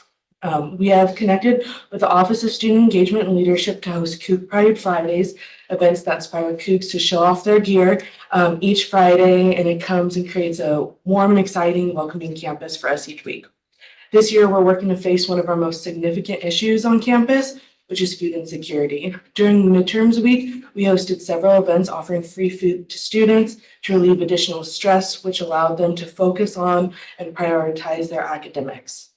We're currently working on bringing food delivery box to students, which would give them free and secure access to get food delivered on a campus without having to worry about safety or time constraints. So whenever they want, they could go ahead and order and it would come to campus and be safe in a box and keep their food warm for them to grab and go in between classes and be open for everyone on campus to use. And then we want to integrate these food boxes with our Cougar Cupboard, which would allow our students to get the free resources that the Cougar Cupboard offers after hours in the evenings or on weekends when it might not be accessible. We're also working towards reopening our kitchen on campus for club activities to help support the food insecurities. So the thought process with that is, we may not be able to have a cafeteria on our campus, but we could have clubs and students come in, learn the life skill of cooking, and then go home with a free warm meal. And then ASWCTC just recently collaborated with our Career Center on campus to bring a tailored networking event to our specifically engineering students, but everyone was invited to come. They got to firsthand learn from employees from PNL, WRPS, CPCCO, Hanford, and even more. The impact left its mark. This is one of our best turnouts we've ever had for a marketing event, and the students loved it, employees loved it, and we're actually going to make it an annual thing now. So it's awesome to see and have all of our students have that opportunity. So overall, our advocacy engagement efforts have developed better relationship with our student body, and we've received significant student input, which has increased our engagement. Not only our organization, but a lot of organizations on our campus, whether it's clubs, other SNA funded organizations, we've all felt students more present on campus and more willing to be involved, and just happy to be here for more than just class. So this year, we have also take strides towards connecting our students with local, state, and federal government here in Washington State. We want to know our students to know here at WSU Tri-Cities that their voice matters, and they can demonstrate that by participating in voting or getting registered to vote. So with the help of our Director of Legislative Affairs, we've hosted several voters hubs that have been successful in getting students to participate in local elections, getting them registered to vote. And in this upcoming month, we're going to have a collaborated event with the League of Women Voters to just bring more information on voting, getting 16, 17-year-olds pre-registered to vote. So when their time comes, they don't even have to worry about it, and they'll automatically get their, voters pamphlet in the mail. And that's really exciting to us, and we're really proud to have that here. And then we have, on the same front, we've had one of our strongest years yet with Coup Day at the Capitol. Last year, we only had 10 students from the Tri-Cities who wanted to go and ended up going and talking to our state legislators. This year, we had close to 30 students apply to come with us, which is fantastic. They saw the results from last year, even more wanted to come this year. It was so exciting to bring all of our students that opportunity. I'm just looking forward to bringing even more students next year and seeing next year teams go. And then currently right now we are working towards transition since graduation's coming up. My time is almost over as president. It makes me a little sad. So our spring elections have just taken place. They closed on Wednesday, and actually any minute now, the results should be out for the new president and vice president and our new senators. So we saw the most ever people want to get involved. Traditionally, it's really hard for us to find students who want to get involved and want to hold the role of a senator. And we had every single college with multiple students wanting to run. So it was a race this year in our elections. And we also had two executive tickets this year, which was really exciting to see, and appreciated the competition. because it allows them to, get on campus more, share their voice more, and get the students involved so that they can all be a part of this process. So we're really excited about that. This year's ASWCTC members, we're proud of the advocacy work that's taken place, and we're excited to see the dedication continue in our next year's team. ASWCTC continues to represent our reputable motto of for the students, by the students, and I truly believe that all of us on that team live by that motto. So that's my report. Thank you. Excellent. Thank you. Are there any? Go ahead. No. Oh, sorry. Thumbs up. Nice job. Great job. Great work to you and your Vice President Randy, just for creating that campus culture that's so important. On Tri-Cities is a commuter campus, so I just cannot thank you enough for what you do for the students as well as what you do for your campus through your leadership. So I appreciate that. Thank you. Tell us more about you. So I started coming here in 2019 before the pandemic happened. I'm born and raised in Prosser, which isn't too far here, and moved to the Tri-Cities for my high schooling. And I'm actually right next door at Hanford when I went to high school, so I didn't go far. And then I started, and I always knew that I wanted to do medical something. Couldn't quite hit the nail on the head with what it was, so I started on that biology track. And then COVID, pandemic, everything happened, and I was like, oh my gosh, nurses. We need nurses. This is critical. There are so many things that nurses are doing that we don't even see. And it really grabbed my heart. And I was like, well, I can stay here forever. I will never leave WSU Tri-Cities. So I got into that program and I finished up in May. And I'm really excited and glad for the education that WSU Tri-Cities has brought me and my amazing leaders and mentors that have supported me the entire way. So I'm excited to be graduating, but sad to be leaving. I want to just tell you how impressed with your talk and all the proactive things that you are doing, both in advocacy for the students with the pantry and all the other things. But one thing I found as a thread through the whole thing is they're indicators of a very strong morale amongst the student body. And just the fact that you've had so many more students wanting to run, more students going down to the legislature, students helping throughout the campus to make sure that many of the students have adequate food and so forth. And I think that's a great credit to you and your team. Thank you. But I think it's even broader than that. It's a credit to the leadership, faculty, and staff of Tri-Cities. And it's just, to me, it's very impressive to see that level of engagement with the student body. Yeah. Thank you for your leadership. Thank you. I don't think I'd be here without our faculty, staff, and leadership here on campus. They really support and motivate me to work further and, take chances and make my wildest dreams on campus come true, leadership and advocacy. So I'm so thankful for them and the opportunity I've been given. Excellent. Any other comments, feedback from us? Just toward Regent Pika, she actually attends the nursing camp, so that'd be an interesting conversation to have during the break or something. I drive back and forth every day. A lot of back and forth down George Washington Way. Curious, do you think that that we come out of the COVID thing, that the students they rebounded? I think it's hard. There are still, for me, it's long gone in the past, and I don't see it as oh, well, COVID, it's an excuse, but it just kind of depends on when it hits you in your education. A lot of our students right now didn't get those critical high school years. They were stuck at home, so it can be an awkward transition now trying to figure out who you are as an adult.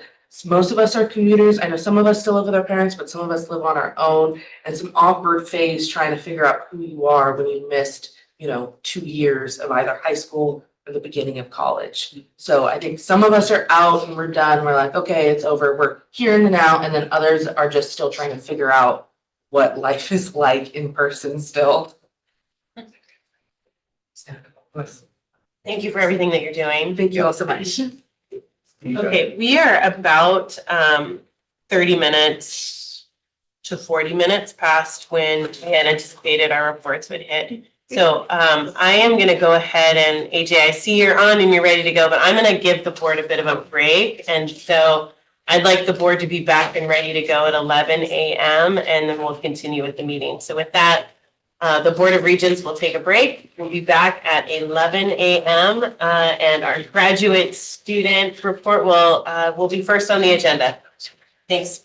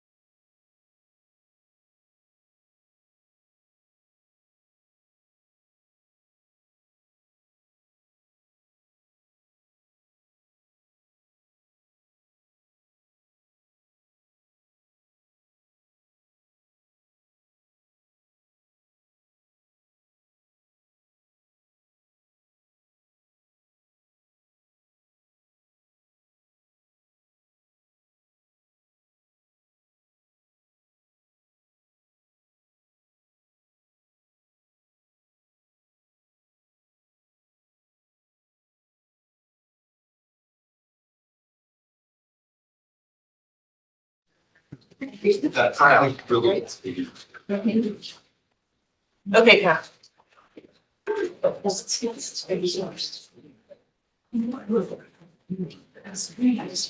I know, I'm so sorry.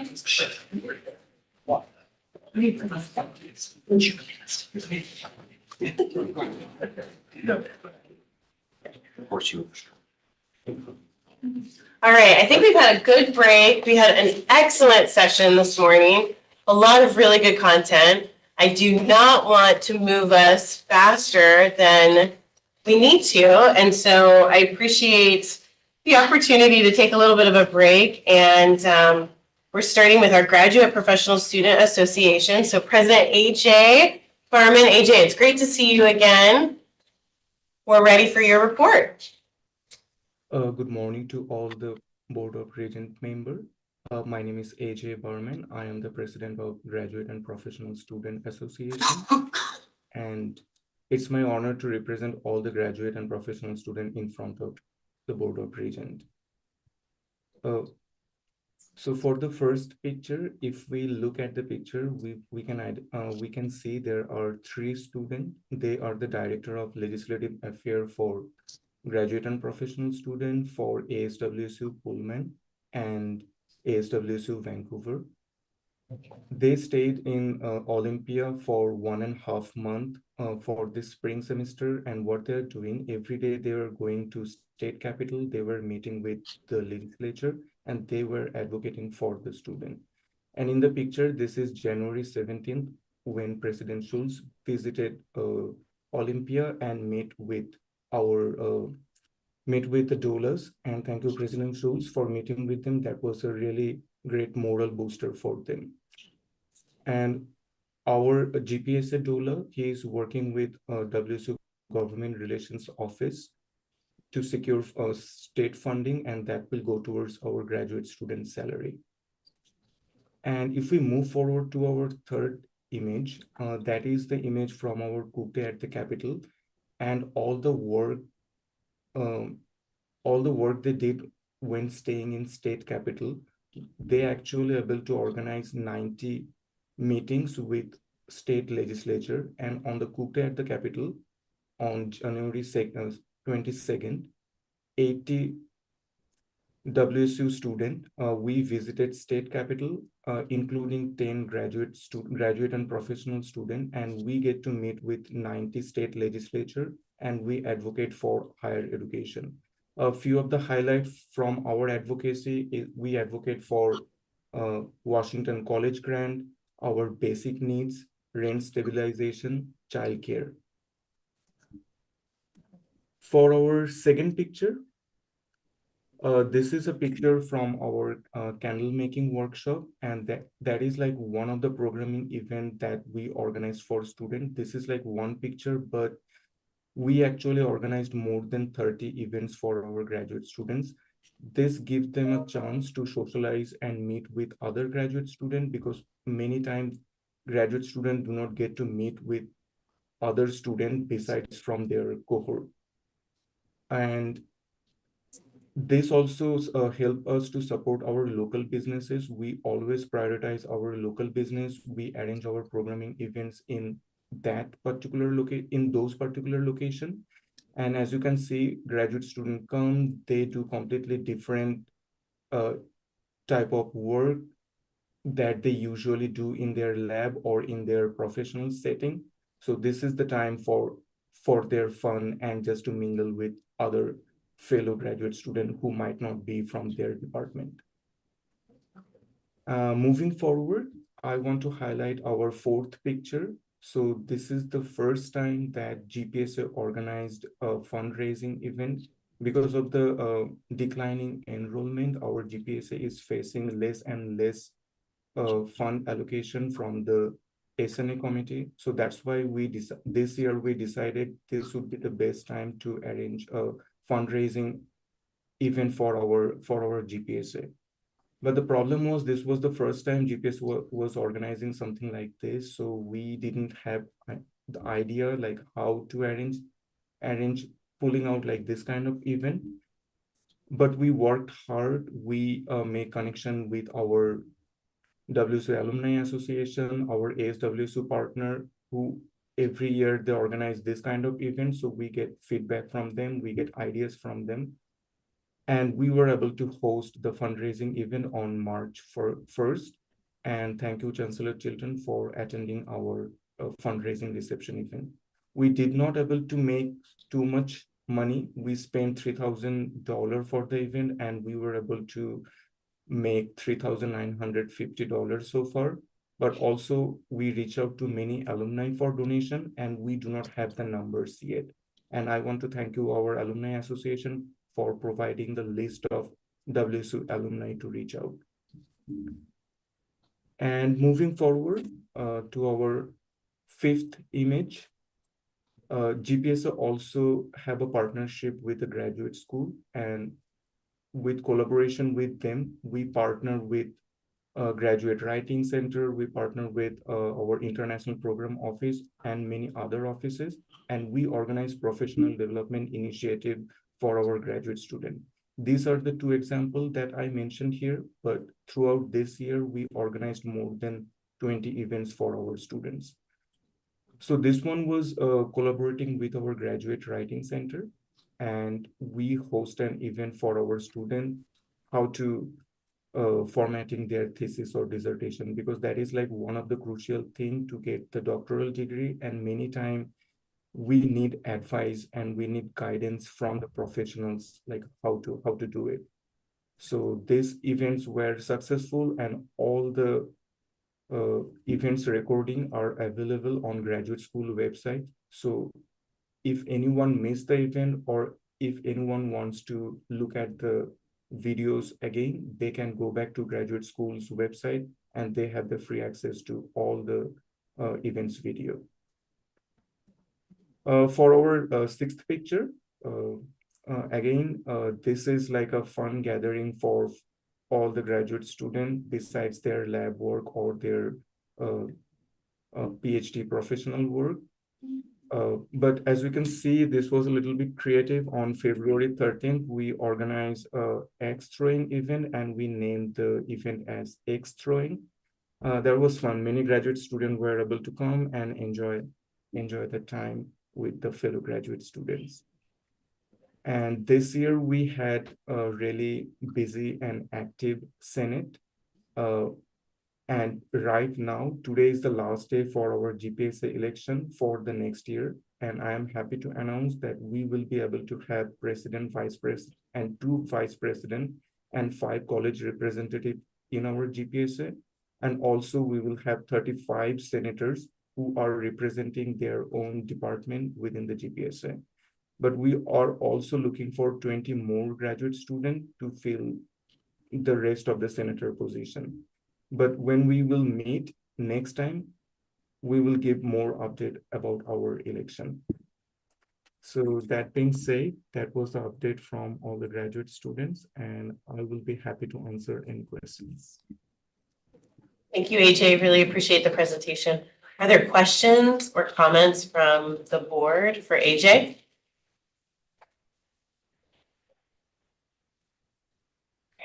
Keep up the great work. Thank you so much. Thank you. All right, we are going to now listen to a report from the Administrative Professional Advisory Council Treasurer, Eli Marukin. Good morning.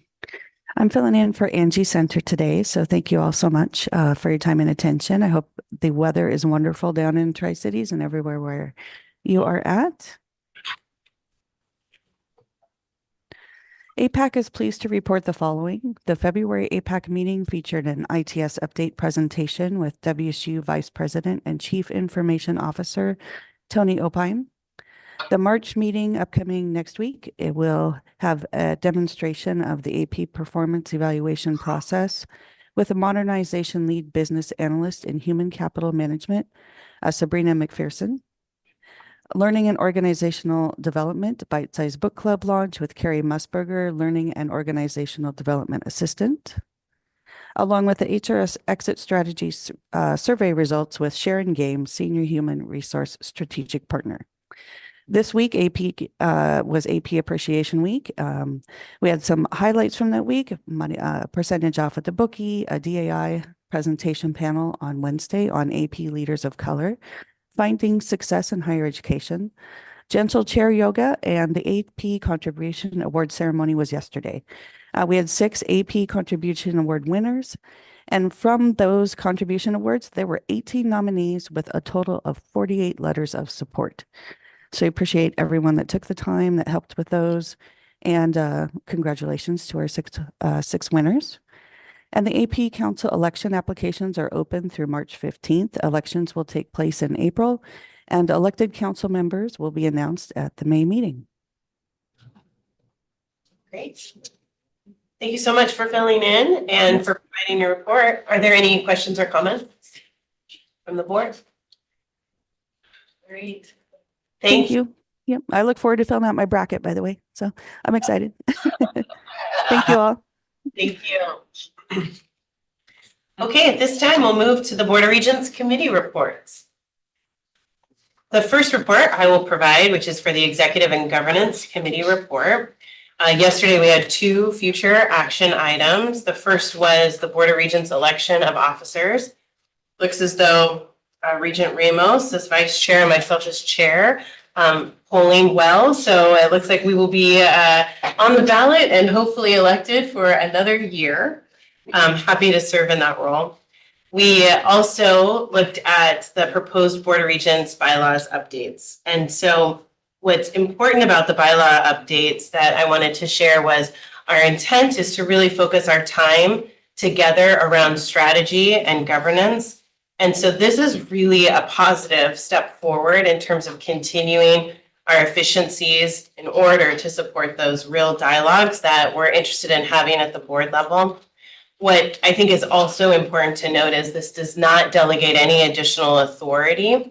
It just simply allows us to move things from future action item to action item when it makes sense. We did decide that we'll do a check-in in 6 months to determine the effectiveness of this change. So those are the items that we covered in our meeting and future action items that will be in our April meeting. With that, I will head over to Regent Shetler for your report on the Strategic and Operational Excellence Committee report. Thank you, Regent Shower. Yesterday's Strategic and Operational Excellence Committee covered a lot of ground. I thoroughly enjoy chairing this committee because the teams are delivering significant results on behalf of the students, faculty, and staff of WSU. Highlights from the committee reports are as follows. We kicked off the committee report with an information item presented by Vice President of External Affairs for Government Relations, Glinda Becker-Fentner, who provided a thorough report on legislative wins, both state and federal funding. Glinda described the legislative session as unique, as both the state and federal budgets were being finalized in tandem, which undoubtedly is very unique, perhaps somewhat indicative of the unusual challenges in Congress at this particular moment in time. In all, WSU received $16 million in earmarks, investments in WSU research infrastructure, funding for an electron microscope, something that has been in the works for a long time, investments in safety on our campus, and $2.5 million from the state to help fund graduate students. Our state relations team under Glinda and Chris Mulick's leadership did a great job advancing many causes. And as a result, WSU saw real success in securing long-term investments for WSU. The Regents engaged in discussion regarding the anticipated shift in power in state legislature, given the election this fall. The state relations team understands this and has a plan to continue building relationships on both sides of the aisle, which President Schultz recognized as one of Glinda's strengths. We moved on to our 2 discussion items. The first was presented by Interim Vice President for Research, Mike Walcott, who provided the Regents with a research overview and expenditure report. Research is one of 3 primary missions of the university. All tenured faculty are evaluated on their productivity in research, and WSU is the steward of the research enterprise for each research faculty member. Mike walked the Regents through the multidisciplinary role of WSU in the research process, which is quite involved and extremely important to WSU. Mike presented the 2022 Higher Education Research and Development format, which is also known as the HERD report. The funding sources include federal government funding, state and local government funding, institution funds, business funding, and other sources such as nonprofits. Mike reviewed historical funding that showed an increased trend on research expenditure since 2008. Those numbers in 2008 were 277 million and 368 million in 2022. Those numbers, however, do not keep up in terms of inflation. The federal dollars we compete for with other research institutions were 91 million in 2008 and 180 million in 2022. And when adjusted for inflation, we have seen a 50% increase in federal dollar funding. State dollars have been relatively flat, 50 million in 2005 and 54 million in 2022, respectively. Adjusted for inflation, state funding has decreased by 20%.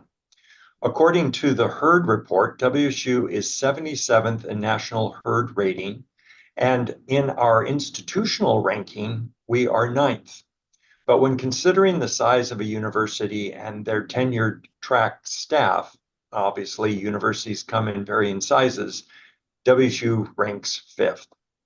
Elizabeth and Mike are looking at trends to understand what is driving the current data, such as number of faculty doing research when compared with funding sources as a result of that research. Regents engaged in discussions which included looking at how AI could help us better understand trends, use available data across institutions to understand variable success rates, and how institutions are doing over time and how we might scenario plan and test assumptions. There'll be a lot of opportunities to try different approaches and test hypotheses with AI coming in the future. The Regents acknowledge how important research is to the university and acknowledge the hard work and success of the faculty and staff. More to come on this topic in future meetings. Be sure to watch this space. For our second discussion item, WSU Pullman Chancellor Elizabeth Chilton presented information on free speech and campus safety on the Pullman campus. Given the strong national tension regarding free speech on university campuses, the Chancellor's office has experienced increased inquiries from students, staff, and media regarding free speech. So Elizabeth's team built a website on the WSU Pullman Chancellor's website regarding what WSU is doing to protect free speech, to put everything in one place to gather information on the topic. The website is freespeech.wsu.edu. The website begins with a statement of commitment to remind the community about the university's commitment to free speech. The website contains resources, definitions, and FAQs, frequently asked questions. All of the policies and guidelines are in place on the website, including standards of conduct for students, policies regarding discrimination and harassment, time, place, and manner restrictions, which are important criteria used when considering restrictions for freedom of speech events on campus. Elizabeth highlighted a new group called CERT, or Community Equity Response Team. She identified a need for a sounding board to evaluate events that might happen on campus that might have a potential to cross over issues of freedom of speech or present the possibility of dividing communities. Students, faculty, and staff serve on the board. The group evaluates situations or potential situations and make recommendations to the Chancellor regarding such things as communications to students, staff, and the community. This is a very active group and will likely become more active in the months to come as we run up to the election. And I trust that there'll be more updates in the future regarding activities in this regard. There was one action item from yesterday's discussion, and that is to vote on the WSU Global Campus Strategic Plan. So, Chair Schauer, with your permission, if it's all right, I'd like to move that the Board of Regents approve the 2024-2025 WSU Global Campus Strategic Plan. Do I have your concurrence to move forward? Thank you, Thank you, Regent Shetler. Is there a second? Second. Regent McDonald. All those in favor? Aye. Aye. Anyone opposed? All right, hearing none, motion passes. Thank you. Thank you again. I want to thank both of the committee members for their outstanding work. It's excellent to work with such professionals. And so this concludes my report, and I now turn the meeting back to you, Chair Schauer. Thank you very much. All right, we're going to move over to the Academic and Student Affairs Committee report with Regent Pika. Thank you, Chair Schauer. Our report isn't quite as long. We met yesterday as well. And just briefly, we had two information items regarding presidential delegated authority, which Provost Chilton presented. We had future action items, which we'll address in about 5 weeks in Spokane, two proposed revisions to the Washington Administrative Code, one regarding undergraduate housing requirements, which both Provost Chilton and Jenna Hyatt and presented. I just want to call out Jenna is the interim vice chancellor for student affairs. She's been in that position since December, and to congratulate her on that for that report yesterday. And the other proposed revision regarding our standards of conduct for students, which is really pretty much a streamlining process that would be better, more efficient, and that was presented by Jenna Hyatt as well. So I would ask Provost Children if there's anything you want to add to that. And also, we have some breaking news. Yes. Some breaking news is that our accrediting body, the NWCCU, the commissioners met this morning and just approved Nairobi as an educational location for Washington State University. So we're official. The next step, of course, is the degree extension, which we should hear next week. They've asked for a little more information. That would be a PhD in biomedical sciences. That is the only degree we're allowed to offer for the first 3 years. The idea is that because this is our first international location, that they want to see controlled growth. In years 4 and 5, we could do 1 or 2 more, and then after year 6, we could do whatever we want as long as things are looking good. But the first step was to get an approved educational location, and the board approved that in September. We submitted it, I believe, in October, November, and we just got the word today. Is that news to you as well? Yes. Yes. I think that deserves an applause.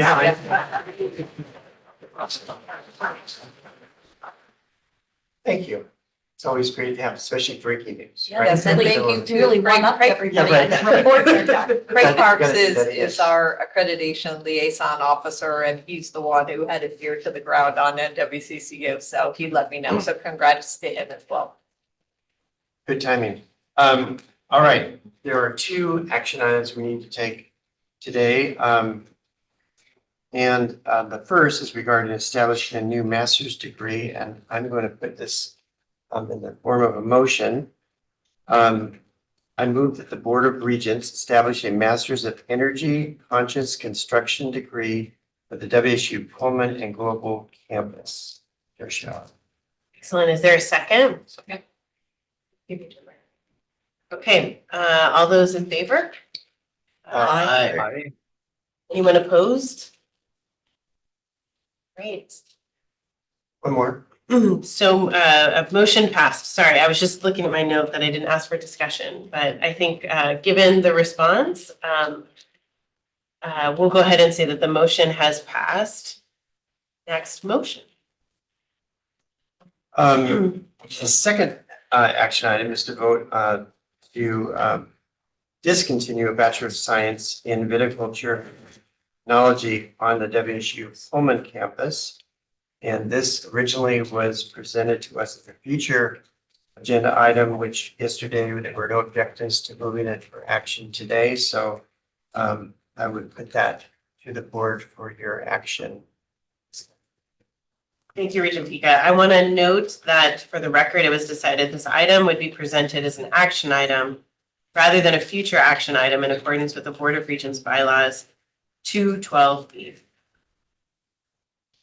So I move that the Board of Regents discontinue the Bachelor of Science in Viticulture and Enology degree on the WSU Pullman campus. Is there a second? Second. Thank you, Regent Blankenship. Any discussion?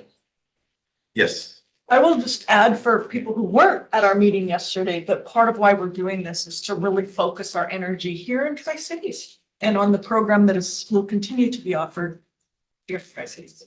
So we're focusing That's right. through this discontinuance.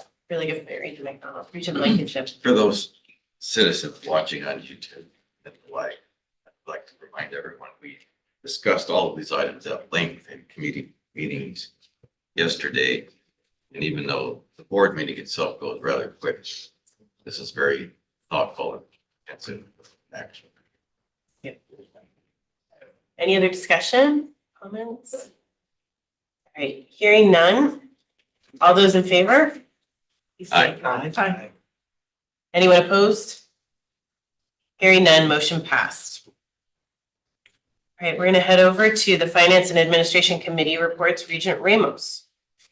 Thank you, Chair Shower. Let's see, I have a very long report. Built in. Actually, just to build on Regent Blankenship's commentary, it's my privilege to partner with Executive Vice President Leslie Granelli and her entire team of professionals. They're outstanding.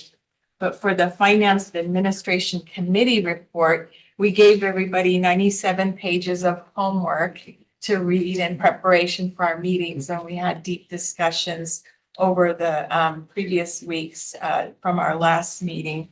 The other thing I would encourage everyone to do, we gave a little infomercial and reminder yesterday, but the annual report for the 2022 20 fiscal year has been published. It's another 80 pages of really good reading. And for me, I love this. The notes are in there, the details are in there, the management discipline, providing clarity for the entire enterprise is in there. So I just want to encourage everyone to continue to study the materials. We take our fiduciary responsibility seriously, and we're also, being very proactive with our strategic decisions, given the complexity of this entire enterprise. So yesterday in our committee meeting, we reviewed 2 information items, 8 future action items, and then today we'll go through the 6 action items. But let's just talk a little bit for the information items. The first one was the athletic budget update, and we do have a required oversight committee meeting where we do meet and look at the details. There are still many dynamics to what's going on in athletics, and so we're looking for more clarity with our athletic plan by the April meeting. But that report essentially confirmed our earlier discussion from January. The second information item was our fiscal year 2025 budget development process. And our EVP Leslie did a great job of presenting the upcoming hearings, which are intended to be inclusive, transparent, and data rich. And so we haven't had these for a while, but I was going to say Dr. McDonald, Regent McDonald, is going to spend a great amount of her time in March participating in all of those hearings, and we thank you for your time. Those are significant efforts for the enterprise, for the whole institution. We'd encourage everyone to engage in a thoughtful and intentional manner. Do the homework in advance. Future action items, we covered the 2025-2027 state capital budget request. We're preparing for the biennium submittal. That takes a lot of work, and yesterday we discussed the beginning of that process going into the fall, and of course, a lot of participants involved in preparing for that. The second future action item we'll hear in April is our update to the workday contract renewal. We discussed what the benefits are of a 10-year contract yesterday, and the outcome of the transformation where we've been implementing Workday for the last few years, and that contract is up for renewal. The third future action item, I'll just pause for a second and just highlight that we had exemplary student presentations yesterday from Grant Rickard and Crystal Delos Santos regarding the fee proposals for the Chinook Student Center, the Compton Union Building, and the Student Recreation Center. And they really demonstrated the engagement of all of the students in the thoughtful process for providing us a recommendation for those fee increases. And they didn't take their responsibility lightly and gave us some good data and background. So thanks to Grant and Crystal. Our next future action item was the WSU Vancouver Technology Fee Committee allocation for fiscal year 2025, and we'll look forward to hearing more in April. Yeah, we had two more future action items: the proposed revision to the Board of Regents debt management policy. We had Danielle Hess here, who provided us an overview of the red line and the purpose for that revision of the policy. And the second policy that she also reviewed was the Washington Administrative Code 50450 with small works roster, along with Olivia Yang. And these updates are intended to just modernize the policies to reflect rulemaking that is underway, as well as our practices across the university. So those future action items we'll address in the April meeting. Okay, turning to our action items, then the first action item is the proposed academic year 2024-25 tuition rates for the Elson S. Floyd College of Medicine. Is it okay if I proceed? Okay. Go ahead. Okay. So the first action item then is to vote on the proposed academic year 2024-25 tuition rates. I move that the WSU Board of Regents set tuition rates as proposed for the Elson S. Floyd College of Medicine for the academic year 24-25, as we discussed yesterday. Is there a second? Second. Thank you, Regent Serna. Any discussion? Right, hearing none, all those in favor? Aye. Anyone opposed? All right, hearing none, motion passed. Thank you. Our second action item is to vote on the WSU Pullman proposed academic year 2024-2025 housing and dining rates, as we discussed yesterday. It was presented by the team. I move that the Board of Regents authorizes the proposed housing and dining rates beginning the academic year 24-25. Is there a second? Second. Any discussion? Hearing none, all those in favor? Aye. Aye. Anyone opposed? All right, hearing none, motion passed. Thank you. Our next action item, as we previewed in our January meeting, is to vote on the WSU Pullman Undergraduate Technology Fee Committee allocations for the fiscal year 2025. And I move that the Board of Regents approve the allocations as recommended by the Pullman Undergraduate Student Technology Fee Committee for the 2025 fiscal year. Is there a second? Second. Thank you. Any discussion? Hearing none, all those in favor? Aye. Anyone opposed? Hearing none, motion passes. Our fourth action item is to vote on the proposed revisions to the Washington Administrative Code 504-04, Practice and Procedures. I move that the Board of Regents approve proposed revisions to the Washington Administrative Code, Chapter 504-04, Practice and Procedures. Is there a second? Thank you. Any discussion? Hearing none, all those in favor? Aye. Anyone opposed? Great, motion passes. Thank you. Okay, action item number 5, the proposed revisions to Washington Administrative Code 504-36, Health and Safety Regulations. And recall, we reviewed this at length in our January meeting. So I move that the Board of Regents approve proposed revisions to the Washington Administrative Code, Chapter 504-36, Health and Safety. Is there a second? Second. Thank you. Any discussion? Hearing none, all those in favor? Aye. Anyone opposed? All right, motion passes. Thank you.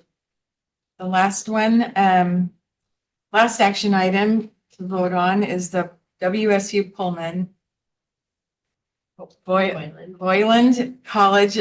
I get stuck on that every time. Boyland College of Engineering and Architecture, Schweitzer Engineering Hall Design Approval.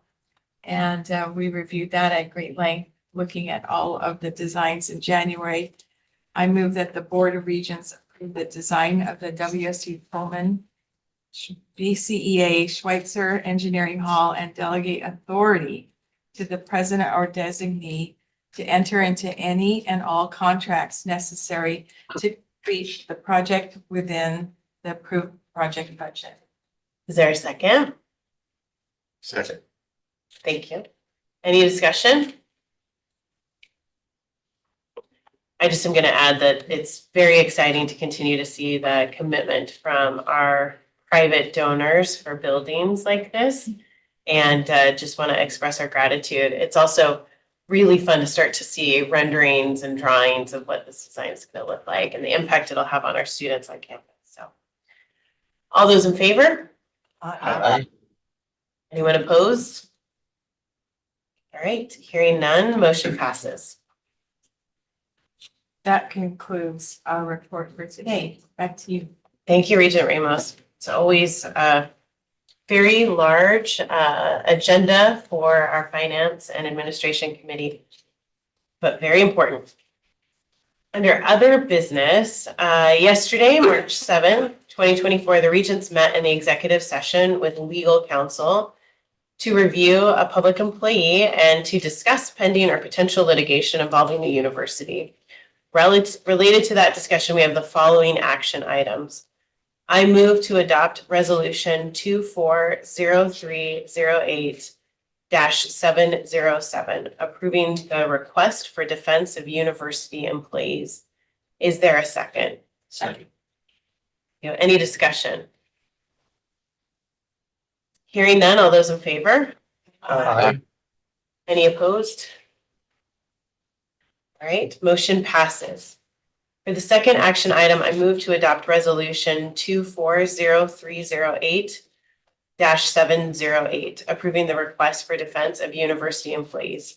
Is there a second? Second. Any discussion? Hearing none, all those in favor? Aye. Anyone opposed? All right, motion passes. All right, this is the time of the meeting where we invite public comment. We will allow the public to provide comments to the board. We'd like to keep the comments no more than about 2 minutes per person. For speakers who are in person, I will announce your name when it is your opportunity to speak. At that time, please come to the presenters table. For speakers participating virtually, you'll remain muted until I call your name. And at that time, the moderator will unmute you and return to mute when you've concluded. We have 3 folks that have signed up to address the board. I'm going to start with, we have a WSU student, and I want to make sure that you introduce yourself as well so that I am understanding your name. As I read it, it's Nin Ku. I'm here. Excellent. You did it very well. Thank you. Okay, please come up to the front of the room and introduce yourself, and please feel free to address the board. Thank you for being here in person. Thank you for giving us the time. My name is Nin. I'm a PhD student in the Department of Plant Pathology at WSU and a UAW 4591 bargaining committee member. I believe in the mission of public land-grant universities, but unfortunately, during my time at WSU, I've seen nothing but erosion of the university as an institution. As world-class faculty retire, we are not rehiring to fill their positions.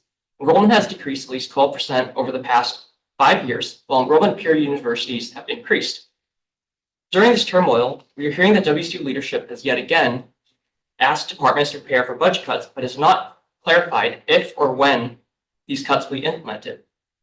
Because of the lack of communication about the budget, many department chairs have acted preemptively to limit the number of incoming graduate students. In some departments, there will be no incoming graduate students. And despite this, in your Board of Regents meeting yesterday, you discussed this dire financial situation in a shockingly cavalier manner. These actions are crippling to research and teaching and effectively force departments to close class sections. Reducing graduate student positions will further exacerbate the enrollment crisis, and decrease available funding will only further threaten the sustainability of the university. It's embarrassing for us to be in such a scramble compared to our R1 peers on the West Coast. And it's not just us. Hundreds of faculty have called upon leadership to reprioritize the budget and to demonstrate investments in students, staff, and faculty. As is, the disastrous rollout of the proposed budget cuts demonstrates that WSU leadership is not prioritizing the academic directive of the university. You, as the Board of Regents, now have the chance to set these priorities straight. As President Schultz stated earlier, the new ASC contract is an opportunity for the university to advertise and recruit competitive and diverse teachers, tutors, and researchers and help rebuild their reputation. WSU's mission statement suggests that the university's priorities are education for all, access to research, and positively impacting our local communities. Budgets are about priorities. We need you, WSU leadership, to put your money where your mouth is. Thank you for the time. Thank you. I appreciate you addressing the board.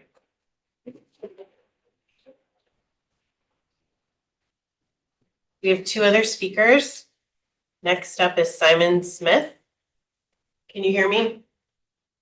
I can hear you. Yes, I can hear you fine. Thank you. Go ahead and address the board. My name's Simon Smith. I live in Pullman. I'm an alumnus of WSU with a PhD in engineering science. The reason I'm here today is I'm asking you to consider increasing student enrollment by emphasizing WSU's good climate credentials, and note that a fossil fuel divestment policy will be an essential part of this. The way I see it is that modern students know about the climate crisis and that many have climate anxiety. Some will consider this when they choose their college, and when they compare institutions, they will typically look for those that share their values. So when one institution has a fossil fuel divestment policy and another doesn't, that may become a distinguishing factor and an avoidable strike. Several regional institutions have already made fossil fuel divestment commitments. In contrast, WSU has not yet made this commitment, which is unfortunate because WSU makes substantial contributions to solving the climate problem through its research in agriculture, veterinary science, and engineering. So WSU needs to be more proud and talk about its climate credentials. And I can think of nothing more attractive to a prospective student than to join an institution that is actively solving the existential problem of our time. So please make fossil fuel divestment part of WSU's public identity, and don't let the absence of a divestment policy become an unnecessary disqualifier for new student enrollment. Thank you. Thank you, Simon. I appreciate you addressing the board. We have a third member of the community that is addressing the board, and this is I believe, WSU student. So Isabel Krillman. I hope I said your name somewhat close, but please introduce yourself and address the board. So good morning. My name is Isabel Creelman. I'm a third-year student in psychology at WSU, and I'm a member of Fossil Free WSU. I would like to say that we appreciate the discussions that Regent Ramos and other members of the board have been having on how the university might respond to our requests for WSU divestment from fossil fuels. I wanted to share some information on the financial impact of divestment that might be helpful. According to a 2021 report in the Institute for Energy, Economics, and Financial Analysis, quote, 2 major financial management firms, BlackRock, Makita, have separately concluded that investment funds have experienced no negative financial impacts from divesting from fossil fuels. Similar results are reported in a 2020 research article in Climate Policy. As far as the impact on U.S.